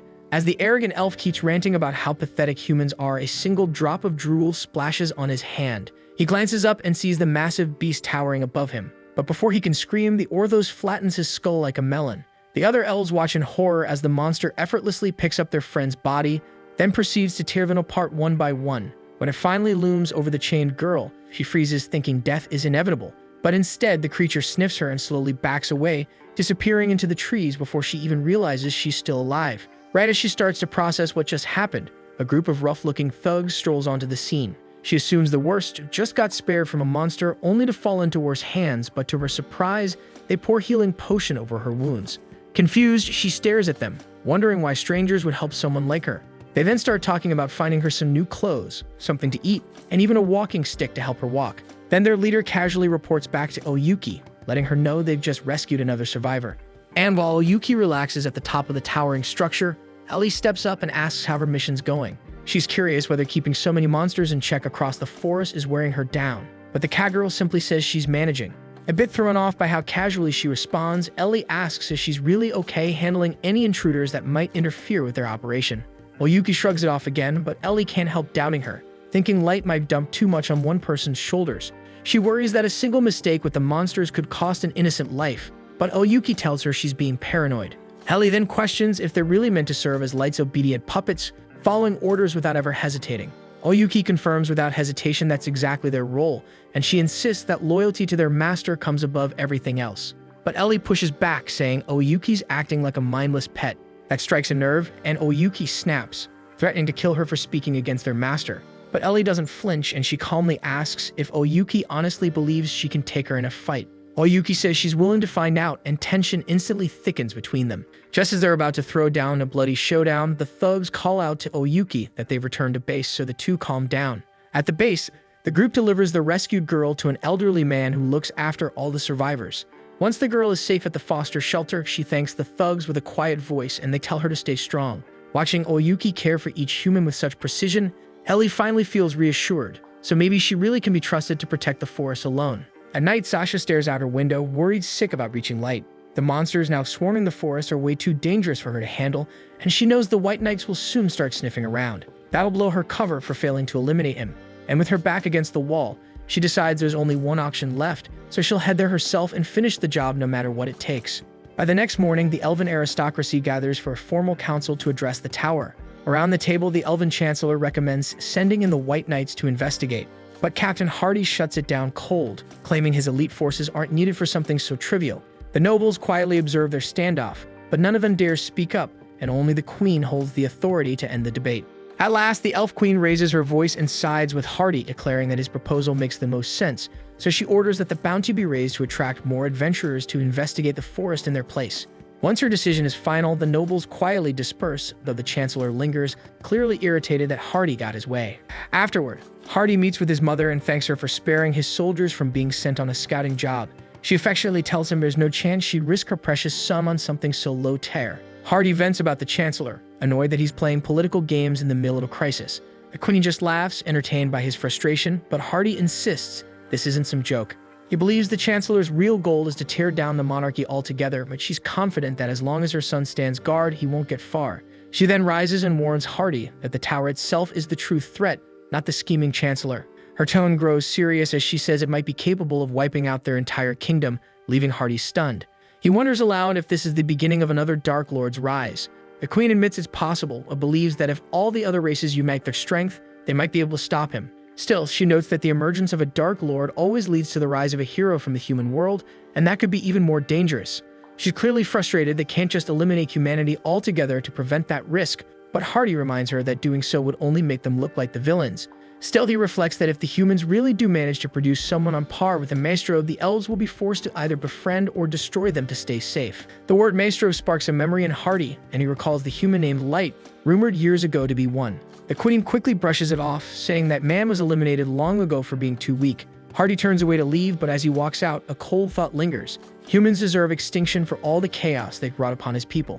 Meanwhile, over in the Elven City, Light's group strolls through the streets when they notice the two adventurers from earlier staring daggers at them. So the group wonders if those guys plan to pick another fight. Not far behind, Sasha catches a glimpse of Light's face and instantly calls out to him. Nemumu and Gold instinctively brace for combat, but Light signals them to stand down. Sasha then steps forward and asks him to take off his mask, but he replies that it's only covering some old burned scars. But she doesn't buy it, and instead she reaches out and knocks the mask off, exposing him completely. Although Light is tempted to shut Sasha down on the spot, he allows her to remove his mask, choosing instead to savor his revenge when the time is right. Infuriated by Sasha's smug attitude, Nemumu tries to attack, but Light stops her before things escalate. He then pulls back his hood, revealing a face disfigured by horrifying burned scars. Sasha recoils at the sight, clearly shaken, and realizes he's not the person she was hunting, so without another word, she turns and walks away. Once she's gone, Light feels a sense of satisfaction because the fake burn illusion worked perfectly to drive her off, and it would have been risky if things had gone any further. He thanks Gold and Nemumu for not jumping into the confrontation. Gold grumbles that Sasha's unbearable, and Light agrees, recalling how hard he once fell from her twisted lies back in the day. Refocusing, he reminds the others to stay on mission, then heads deeper into the woods with them. As the trio dashes through the trees, the two elf brats from earlier show up again, hot on their trail. Light tells the fools to back off, but they don't listen. Eventually, they reach a dense, secluded part of the forest where Light was supposed to rendezvous with some of his subordinates, but no one's there yet, so he decides to wait. What surprises him, though, is that the elves somehow manage to keep pace with them. The elves act like they've cornered him, refusing to let Light slip away, so he smirks and compliments their nerve. Nemumu scoffs, saying it's a shame that these two punks waste their talent bullying people instead of doing something useful. But the elves sneer back, claiming it's a divine privilege for any human to die by the hands of their sacred elf race. Tired of hearing their nonsense, Light casually calls for Mara to handle them. And since the elves can't detect anyone else nearby, they think he's bluffing, so they mock him, saying he's just acting cocky because his party got a bit of fame. That's when a chilling presence appears behind them, and a creepy woman materializes out of nowhere. Mara tells the stunned elves that they've just signed their own death warrant by disrespecting her master. Her arms twist into grotesque, flesh-ripping jaws that clamp down on the elves and devour them alive in a flash of gore. Once the slaughter ends, Light apologizes for having her deal with the mess, but Mara shrugs it off, saying even if the elves tasted like garbage, she's always happy to serve him. Gold admits her power is impressive, but says she's downright terrifying. Surprisingly, Nemumu agrees with him despite usually taking the opposite side. Smiling faintly, Mara reminds them both that there's no need to be afraid, after all they're friends now. Right then, three more of Light's followers show up, led by a poised maid named Ice Heat. Close behind her, Suzu and Jack step in, both prepped and ready to roll for whatever lies ahead in the forest. After Light gives them his thanks, Ice Heat glances at Suzu and tells her to take the lead. Suzu gives a soft nod, but that doesn't fly, and Ice Heat immediately scolds her for not showing proper respect. Worried they might have offended their master, Suzu's musket Locke steps in and quickly apologizes on her behalf. Knowing Suzu's always been the quiet type, Light just waves it off because he doesn't mind her silence. Before long, the group starts moving, and Gold takes a moment to thank Jack for hopping in with the squad. Jack throws him a grin and says it's just bro code, so he couldn't leave him grinding alone. Gold appreciates the gesture, but Jack admits the real credit goes to Ellie for sending him the first place. Still, he insists there's no way he'd ditch his boy Light, but just as the words leave his mouth, all the girls suddenly shoot him nasty looks. Jack blinks, thrown off, asking if they're actually mad about the nickname he just used for their master. While Light stays quiet, Jack shrugs and tells the girls they're overthinking it. As far as he's concerned, they're all partners. He casually drops the nickname again, saying that if they keep treating Light like some untouchable king, they're only making him lonelier. Even Gold starts sweating watching Jack push their buttons, and finally, Light steps in and tells him to take it down a notch. He reminds the girls that Jack's got special permission, and it's fine if he uses that name. They all nod without complaint, but the tension in the group only gets heavier as they push forward. Light then glances over at Ice Heat and notices something different about her. She's ditched the usual maid uniform from the Abyss and swapped into combat gear. Curious, he wonders why the sudden change, so Ice Heat explains that she's been training under Mai and maid duties, but since they're out on the surface now and there's going to be action, she figured battle attire was the smarter choice. Mara laughs and tells her to just take off the whole maid outfit if it's going to drag her down. That hits a nerve, so Ice Heat snaps back and tells Mara to quit messing around in front of everyone like this isn't serious. As the two of them start arguing, Light feels weirdly relieved that the gloomy air around them has finally lightened up a bit. At the same time, Jack leans toward Gold and asks if he's been slacking off while Jack wasn't around, but Gold just shakes his head like always. Watching them mess around like that, Light gets the sense that the team's going to be alright. Then he shifts his focus to Suzu and explains that she's painfully shy and she only talks freely through her musket lock. Turning to Nemu, he suddenly asks if Suzu's even technically a girl. Caught off guard, Nemu nods, but Light explains that her identification card listed her as androgynous, so he figures he'll need to look up what the hell that means later. Meanwhile, at the tower, Ellie waits anxiously beside Oyuki, and as soon as Light's group arrives, Nazuna and the other two girls rush over excitedly to welcome him. Ellie wastes no time and guides them inside the massive tower, revealing an enormous, sleek interior. She explains that every room here is fitted with advanced tech she reverse-engineered from the Abyss's core, making the tower completely secure from any outside threats. As they enter, they're greeted by a massive dragon, but Ellie casually tells them not to worry, it's just her pet. Then she points out that the top floor was specifically designed as a wedding hall for Light's final act of revenge, so the entire group heads up. Once there, Light climbs the stairs and settles into his throne while Ellie offers to go over the plan again to keep everyone aligned. She explains that the goal is to celebrate Sasha's upcoming marriage before delivering the payback she's coming. Though she thinks Light's original plan was solid, Ellie admits she tweaked it a bit to spice things up. She tells them that the Elven White Knights are the Queendom's top warriors, so she's arranged for them to face off against their own elite fighters and get utterly humiliated. After that, she plans to capture the Knights and cut off the Elves' military strength. That way, they'll gain access to all the intel they need on the Maestro, and eventually, the rest of the 9 races too. Ellie designed the massive tower not just for drama, but as a full-blown fortress to serve as their command base. She then summons a shadow clone of Light, explaining it'll help the Black Motley squad level up independently while he hangs back and monitors everything. Impressed by how thorough she's been, Light commends Ellie for her work. She tells him that Oyuki is already in the forest, luring Sasha toward the tower using her beasts. Surrounded by those terrifying monsters, Sasha's clearly rattled, but she keeps pressing on. She knows the only way to finally feel at peace is to confront Light. Back inside, Light ponders how things might play out once Sasha shows up. Ellie grins and says her pet dragon will give all their visitors a warm welcome. Outside, when Sasha lays eyes on the enormous beast, fear takes over and she immediately retreats. Watching everything unfold through a camera feed, Ellie turns to Light and says it's only a matter of time Sasha will be back, and this time she'll bring the White Knights with her. Finally, she promises to set up the perfect clash with their troops going head-to-head against the elves, calling it a showdown worthy of Light himself. Afterward, in the Elven Queendom, Sasha gathers the nobles for an emergency royal meeting. She tells them that a swarm of giant beasts has started circling a mysterious tower, which has caused other creatures to scatter across the outer parts of the forest. She also reveals that a terrifying dragon now stands guard over the tower itself, news that leaves the room in stunned silence. But almost immediately, the elf nobles scoff, brushing off her claims. They say there's no way monsters that strong could show up out of nowhere, but Sasha pushes back, insisting everything she said is real. That's when the Chancellor steps in and says that not long ago they received a similar report from the Black Motley. And now that 2 different sources have given the same warning, he calls out Hardy for still refusing to deploy the White Knights, choosing instead to let others clean up the mess. Hardy stays silent for a beat, then calmly announces that he'll personally lead the White Knights to face the dragon threat head-on. After Hardy leaves, Sasha turns to the Chancellor and asks if she can accompany the Knights to the tower. He tells her that it was always the plan, and in fact, she's being sent along as a reward for reporting the situation in the first place. But he warns her that if she's going, she needs to bring one of the powerful artifacts from her father's vault. Without it, she won't be much help in battle. Sasha nods, and later that night, she visits her father to ask for his blessing to use the item. The following morning, Hardy gathers the entire White Knight unit and breaks down the mission strategy. He explains that Sasha will act as their guide, but Sharfet raises an eyebrow, wondering if she can even keep up. Sasha confidently assures them she'll be fine, and Michael steps in to say he'll protect her if things go sideways. Right then, twins Nia and Kaya bring up that Sasha's tagging along on direct orders from the Chancellor, and that she's carrying a rare heirloom from her family. While the twins assume it's because Michael's tight with the Chancellor, Sharfet seems irritated, frustrated that the Queendom's nobles are dragging politics into a military operation. At the same time in the tower, Ellie uses her magic to project the scene for Light. Curious, he asks how Sasha's doing, so Ellie zooms in on her face, catching her marching determinedly through the woods. Light compliments her flawless plan for luring Sasha here and thanks her for pulling it off. As he watches, he notices his hands start to tremble, but it's not fear, it's raw anticipation. The thought of seeing Sasha's face twist with fear and regret once he unleashes his revenge makes his blood boil with excitement, and all he can do now is hope she shows up soon. Meanwhile, in the forest, Chera questions if Sasha even knows where she's going, but she calmly explains that she marked the path during her last visit, pointing out the faint signs scratched into the trees. Just then, she stumbles on a rough patch in the trail, and Michael catches her before she falls. Watching her little moment unfold in the misty woods, Sharfet mutters, wondering how they're managing to flirt in a place like this. Meanwhile, atop the tower, Ayuki senses the White Knights closing in fast.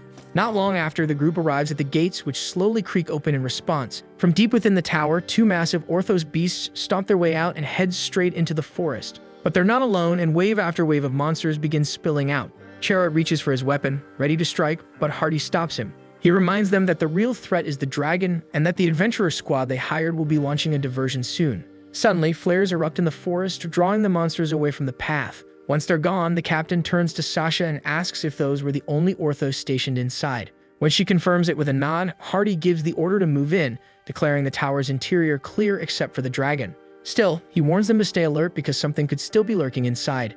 To ensure silence during their infiltration, Hardy casts a powerful magic barrier that wipes out all sound around the squad. The sudden, deafening quiet sends a chill down Sasha's spine, and she quietly admits Hardy's reputation for ruthless tactics is well earned. As the elven force charges through the tower entrance, Ellie turns to Light with a smirk, telling him to get ready because the appetizer is about to be served before the real feast. Inside the dark tower, the White Knights suddenly trigger a hidden teleportation circle beneath their feet. In a flash, they're split apart, scattered into different sections of the tower's twisted maze.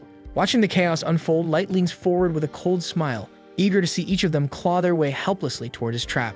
Michael and Sasha end up getting transported together to a lower basement floor, and right away, Michael clocks that the whole thing was a trap, so someone clearly laid out every inch of it in advance. Sasha throws out the obvious question, asking who could pull that off, but Michael doesn't have an answer. All he says is that the truth will be waiting at the top of the stairs, and they'll find out once they get up there. Meanwhile, Ellie and Light are watching everything unfold through a crystal orb, and as the pair begins ascending, Light can barely contain his thrill at the idea of Sasha walking through that final door and seeing exactly who's been pulling the strings. At the same time, the elf twins Nia and Kea are stuck on a completely different floor, shrouded in darkness and trying to figure out what just hit them. They start thinking about regrouping with the others, but before they even get the chance to move, voices echo from behind. Those voices belong to none other than Mara and Ice Heat, casually chatting about how to handle what they call these pathetic elves. Mara shrugs and says Ice Heat can kick back while she takes care of both herself, but Ice Heat shoots back with a smirk, calling her a greedy pig and saying they should each take one of the morons. The elf twins are stunned because no one's ever dared to talk down to them like this, not in their entire lives. But Mara and Ice Heat couldn't care less, and they keep rambling as if the elves aren't even there. Ice Heat throws in a warning, saying she better not get cocky since even a desperate rat might bite if cornered. Mara just scoffs, calling the elves nothing more than buzzing insects, not even worth the trouble. She asks if Ice Heat honestly believes these so-called warriors could take down either of them, and Ice Heat laughs, saying these B-tier wanims are nowhere near their league, but still they shouldn't toy with their prey too long. That was the final straw, and the twins snap, rage blazing in their eyes as they launch forward without hesitation, shouting that they're the damn submaestros of this continent, and no one gets to label them second-rate. But Mara and Ice Heat casually sidestep their charge mid-air like it was child's play. Undeterred, the twins start ricocheting off the surrounding pillars, blurring like lightning as they come crashing down behind them with a dual strike, only for both attacks to be dodged again, just as effortlessly, and the girls land lightly on the ground, barely phased. Mara lets out a laugh and says the elves are starting to look more like sugar-high flying squirrels than cornered rats, pushing the twins past their limit as they vow to bring the fight straight to their smug faces. At the same time, Sharfet finds himself stranded in total darkness on a completely separate floor. He lets out a long sigh, kicking himself for not spotting the teleport trap sooner, and already dreading the earful he's gonna get from Hardy later. But unlike the rest of the dumbasses, Sharfet instantly senses that he's not alone. He calls out, telling whoever's lurking in the shadows to show themselves and explain what the hell's going on, and stepping out comes Suzuzu. One glance at her and he's instantly whipped, drooling like a fool as he starts throwing compliments like candy. Suzu's face instantly soars from his creep energy, but Sharfet ignores it and dramatically asks for her name, saying he's ready to be her loyal knight or whatever cringy nonsense he thinks works. She doesn't even get a chance to reply before her damn gun beats her to it, snapping at Sharfet to zip it and keep it in his pants. It also throws in that Suzu doesn't speak, which clearly just makes things worse. Sharfet's focus immediately shifts because he just realized the gun is sentient. The weapon warns him not to bother remembering its name though, since he won't need it because they're about to ruin his day and everything he holds dear. Sharfet slumps, grumbling to himself that not only did he fall for a basic trap, but now he's stuck fighting a smoke show for no damn reason. Still, he gives it one last try and suggests maybe they could pause the whole trying to kill each other thing and take some time to get to know each other. The gun instantly shuts him down, telling him Suzu's not interested and that he's just not her type. But Sharfet, clearly lacking any form of shame, asks what her type even is so he can start working on becoming it. Suzu calmly tells the gun she's into short kings with black hair and a thinning hairline. The gun pauses, instantly catching the subtext, and tells her to give it up because Light's already got a harem and she'll have to wait her turn. That sets her off and she starts bashing the gun against the nearest pillar while it screams for her to chill. Sharfet, on the other hand, has seen enough, so he drops the flirt act and says he would love to claim her as his own toy, but screw it. He'll take what he wants, one way or another. Then in a flash, he lifts his arm and fires an invisible bolt from a hidden crossbow straight at her. But to his shock, Suzu instantly senses the invisible bolt and dodges with precision, firing a bullet in return. Sharfet deflects it with a flick, impressed that she not only saw through his stealth attack but launched a counter right after. The gun actually praises him too, admitting that not many people can deflect one of her bullets. Sharfet flashes a grin, loading up another bolt, and mutters that this fight's already looking way more fun than he expected. At the same time, the twins are still zipping between the pillars, knowing full well the terrain gives them the upper hand. While darting around at high speed, they launch another round of their wind cutter technique. The girls dodge with ease, but the twins immediately repeat the move, trying to land a clean hit.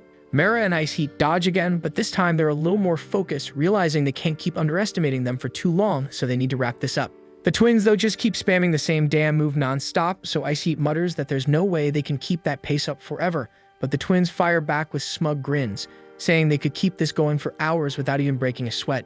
Annoying as that might be, their strategy soon changes and they reposition near one of the pillars and launch an advanced version of their wind cutter, spraying the area with thousands of tiny blades aimed straight at Mera and Ice Heat. The flurry is way harder to dodge, and as the girls are focused on slipping through the gaps, Koya suddenly hurls a dagger that stabs deep into Mera's gut, and Eva swoops in, slicing her damn arm clean off. The twins land and start laughing like lunatics, saying it won't be long before every last piece of them is lying on the floor. But to their shock, Mera and Ice Heat don't even flinch. Mera casually turns to Ice Heat and asks if she's figured out their power level yet. Ice Heat answers with a bored tone, saying the twins are even weaker than she expected. That hits a nerve, and the twins scream that they're clearly the ones winning. But their voices crack when Mera bends down, picks up her severed arm, and chomps into it like it's lunch. The sight makes the twins freeze in place, unable to process what they just saw.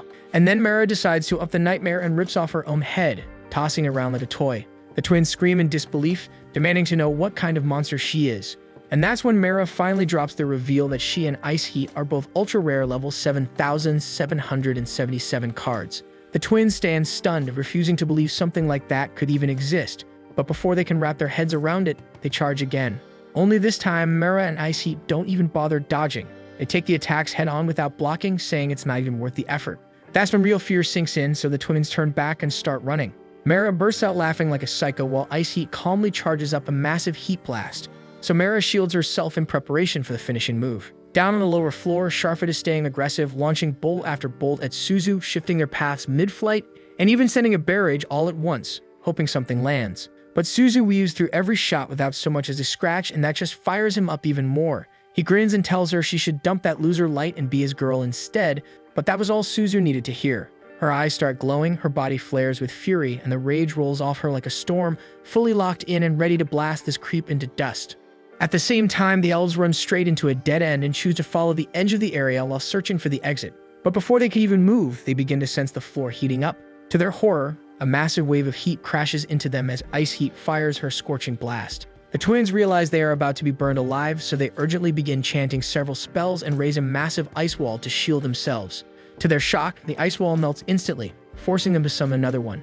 They keep forming new ice barriers, but before long their mana is completely drained and their armor starts to warp and melt under the unbearable heat. Moments later, the flames fully engulf them, wiping them from sight, and only then does Ice Heat finally stop. She quickly thinks she may have killed the two fools by accident, but Light had ordered them taken alive. Fortunately, Mera informs her that Ellie plays powerful protective enchantments on them so these fools would not die. Without that magic, the two elves would have been burned to ashes. The twins lie on the ground, scorched and broken, pleading for mercy, but Mera coldly tells them they will receive the same mercy they showed the humans and uses her tentacles to restrain and silence them, as Light intends to draw out every piece of information before subjecting them to the most devastating pain imaginable. Elsewhere, Sharfet finally understands the gravity of his actions when Suzu fires several rounds into the air before unleashing them all toward the elf. Sharfet runs for his life, desperately trying to evade the incoming fire, but he quickly realizes he is completely outclassed. He turns to block the shots with his own bolts, but it is useless as a storm of bullets tears through his body, leaving him bleeding and barely alive on the ground. Barely conscious, Sharfet pleads for mercy, but the only thing before him is a furious Suzu standing over his body. She is not finished and begins smashing his face with her boot, screaming for him to die, and she would have killed him if the gun had not snapped some sense into her, reminding her that Light wanted to see their full potential before capturing them. The words snap her out of it, and her rage turns into panic, so she immediately drops down, trying to pack Sharfen up so he can still fight, but the gun gently tells her it's too late because he's too messed up to stand, let alone battle. Suzu starts crying, guilt written all over her face, while the gun quietly reassures her that Light won't be mad over an honest mistake. At the same time, on a completely separate floor, Jack finds Must standing alone with his axe and casually tells him that they're supposed to fight, but suggests he just throw in the towel since Jack isn't the type to bully the weak. Must clearly takes offense but keeps his cool, declaring that Jack should feel honored to die at the hands of an elf ranked over level 1500. Jack brushes it off, telling him not to stress because he's an ultra-rare card level 7777. Must scoffs, calling it a ridiculous bluff, and tells him to at least make it believable, but Jack just grins and dares him to check for himself using his appraisal skill. Spotting the hesitation in Must's eyes, Jack mocks him, asking if he even has the skill in the first place. Must finally snaps, claiming he doesn't need to check out some clown, and charges at him with his axe, hoping to end it fast. But Jack smacks the weapon aside like it's nothing. Must is stunned, thinking it had to be a fluke, so he starts swinging relentlessly. Jack effortlessly blocks every hit, and what really throws Must off is that those strikes were supposed to be strong enough to rattle even Captain Hardy. Then, with just his fingers, Jack blasts him straight into the wall. Must crawls out of the crater in complete disbelief, refusing to accept that a human could overpower him. He starts ranting about how humans are inferior and deserve worse than death. That's when he slams his axe into the ground, activating it and revealing that it's a cursed magical weapon. Jack notices instantly that the weapon's draining the boy's soul and life force to boost his strength, but Must doesn't give a damn. He screams at the weapon to take whatever it wants as long as it gives him enough power to crush this human. Fueled by every last ounce of strength he's got left, Must charges again, but Jack calmly activates his iron armor skill, blocking the strike with just his forearm. Instantly, his whole body gets covered in a dense metallic shell, and with one punch he launches Must into the wall, leaving him bloodied and out cold. Jack walks over, lifts him up, and wonders for a second if he went too far, but thanks to Ellie's magic, the kid's still breathing. Upstairs, the final white knight left standing is Captain Hardy, who now finds himself face to face with the chaotic and unhinged Nazuna, who flashes a wild grin as she draws her blade, ready for one hell of a fight. Hardy brushes her off, assuming she's just some brat playing pretend, so Nazuna firmly demands his attention. He raises an eyebrow, asking if she's seriously the one sent to face him, and she nods, explaining her master ordered her to deal with him. That's when Hardy finally opens his eyes and realizes that despite her childish look, there's real power behind her. And if her master is even stronger, then whoever's pulling the strings might be a serious threat. Still, he doesn't fully grasp the gap between them, so he unsheathes his sword, ready to throw down. Nazuna grits hers too, and he notices the faint glow of magic laced into her armor. As he studies her closely, Mizuna's already swinging. Sick of waiting, she hoists the blade and slashes, sending a sharp gust of wind hurtling at him. And in a blink, it slices through the wall and Hardy's arm, dropping him to the ground. Nazuna blinked confused, so she cautiously stepped closer to the fallen elf general and gave him a light poke with her sword, and when he didn't move, Nazuna's expression turned anxious. That's when Ellie contacted her, scolding her hard for wrecking the damn tower. Nazuna tries to play dumb as usual, but Ellie's not having it. She reminds her that the whole tower was built using Ellie's own mana, reinforced walls and all, so that Nazuna wouldn't accidentally nuke it. Nazuna mumbles out an apology, but Ellie tells her point blank that if she can't get her strength under control, she won't be able to carry out Light's orders. Feeling guilty, Nazuna agrees to rein herself in. Meanwhile, behind her, Hardy secretly patches himself up with some hidden healing magic. She stares, confused that he's still breathing after getting hit full force, so Ellie explains she's been keeping him alive using her magic from a distance.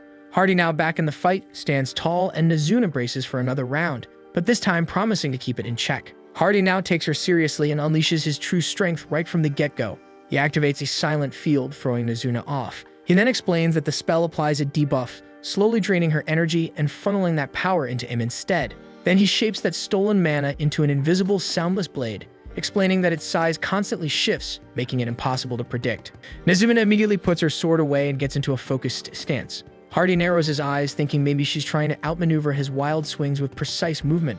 Still, he notices her slight hesitation and figures she's bound to slip up if she rushes in. But out of nowhere, she flashes right in front of him before he can even blink and slams him straight into the tower wall. This time though, instead of blowing it apart, the wall just ends up covered in cracks, so Nazuna throws her hands up in victory, proud of her self-control. But Ellie's voice cuts in, still yelling at her for messing up the structure since now she has to burn even more mana to fix it.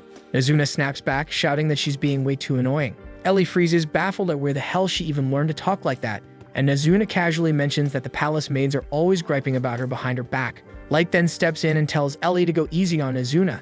After all, she did just pull off her mission. Reluctantly, Ellie lets it slide and tells Nazuna to bring Hardy back already. Then she turns to Light and apologizes for snapping, admitting that she only wanted to drill some discipline into Nazuna for his sake. Light then gently asks if she's okay, especially after burning through so much magic to patch up the tower. Ellie insists she's fine, brushing it off with a smile, saying it's just her legs that started shaking from the mana drain. Still, Light doesn't look convinced. Just then, Oyuki chimes in, reminding them that Sasha and Michael are about to walk in. Light straightens up, tells everyone to focus, and slips his dark mask on, fully ready to face Sasha and finally settle the score. Right outside the throne room, Michael leans towards Sasha and promises he'll protect her, no matter what.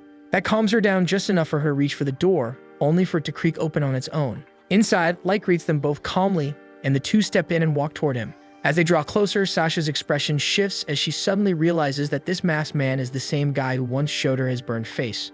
Dark welcomes her with a casual tone, prompting Michael to glance over and ask if they've met before. Sasha quickly brushes it off, saying she only saw him once, then glares at Dark, accusing him of acting way too familiar. She tells him to shut his mouth and stop pretending like they're old friends. But Light hits back by mentioning every bit of kindness she ever showed him back then. Then without warning, he pulls off the mask and Sasha freezes. Her mind blanks as she stares, realizing the scars are completely gone. She stammers, asking what happened to them, and Light calmly reveals that they were never real to begin with, just an illusion. He then adds that he stopped his body from aging altogether, just so he'd never forget how much it hurt when she betrayed him. While Sasha struggles to process the truth, Michael turns to her, confused, and asks if Light is really the same maestro their team supposedly killed 3 years ago. But Light cuts in, revealing that after the ambush, he was flung to the abyss's lowest floor through a teleport trap, and from there he survived using the power of his maids to climb back and plan every piece of his revenge. After laying out his whole backstory, Light finally turns to Sasha and tells her straight that this entire tower was crafted for one reason: his perfect revenge. He calmly asks how she feels about that, but Sasha just stands there in silence. Her fiancé, though, suddenly bursts out laughing like a maniac. He grins at her and says this is their golden chance to claim the reward for clearing the tower and capturing Light alive. Sasha immediately points out that if Light walks back through the capital gates, it'll expose her for failing to kill him years ago. But Michael waves it off, saying the higher-ups will likely forgive her screw-up if she hands him over now. His words seem to light a fire under her, so Sasha spins toward Light with a smug grin, mocking him for still clinging to revenge, and she gets into position, ready to fight.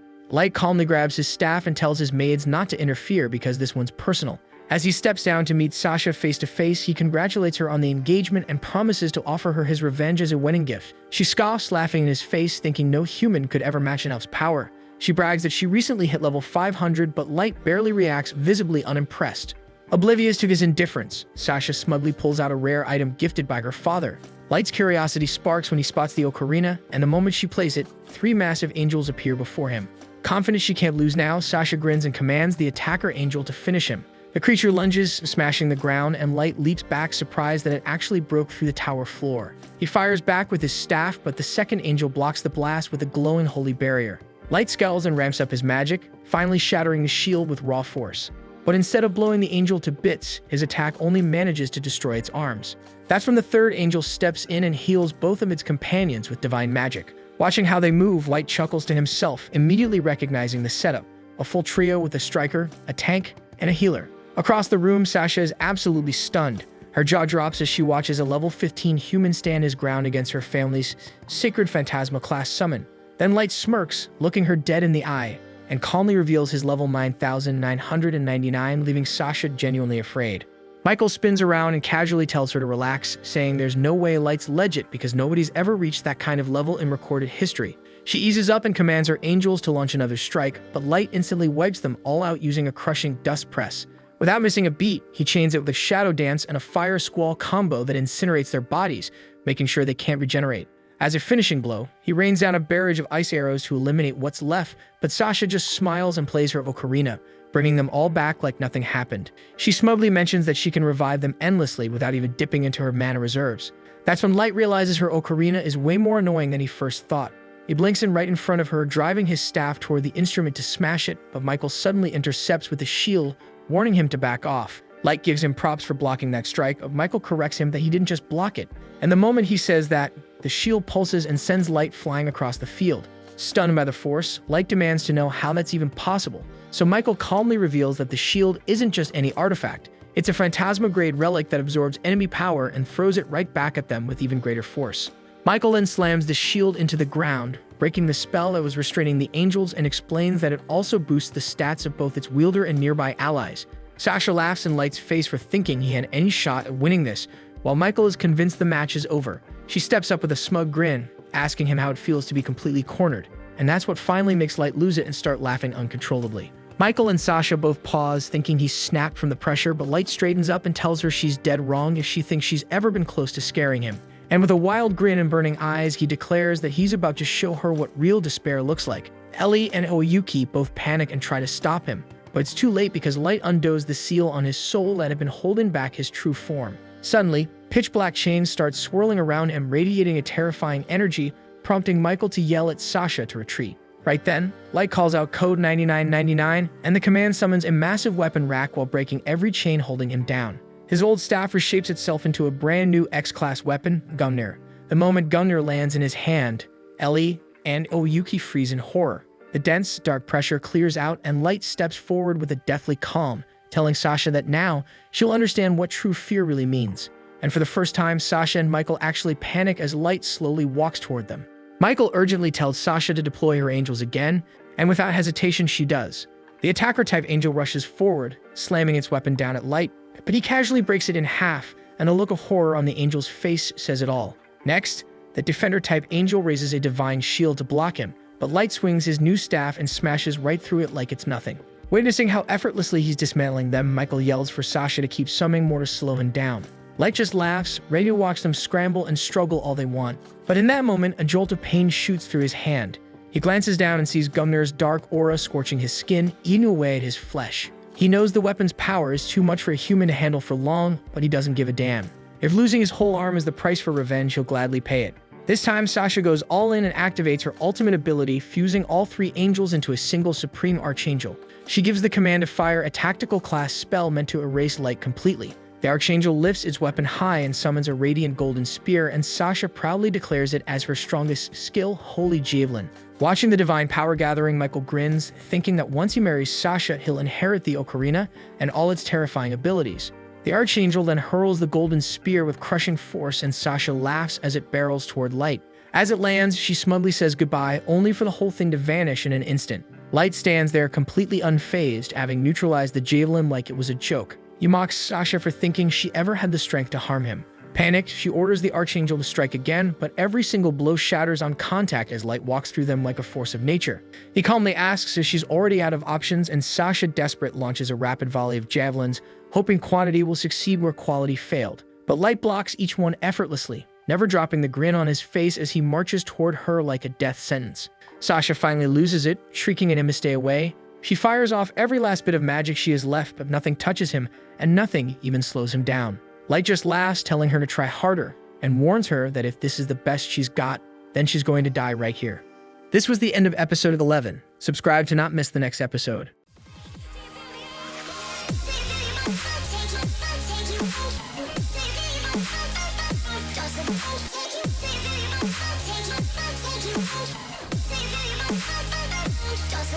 Take you.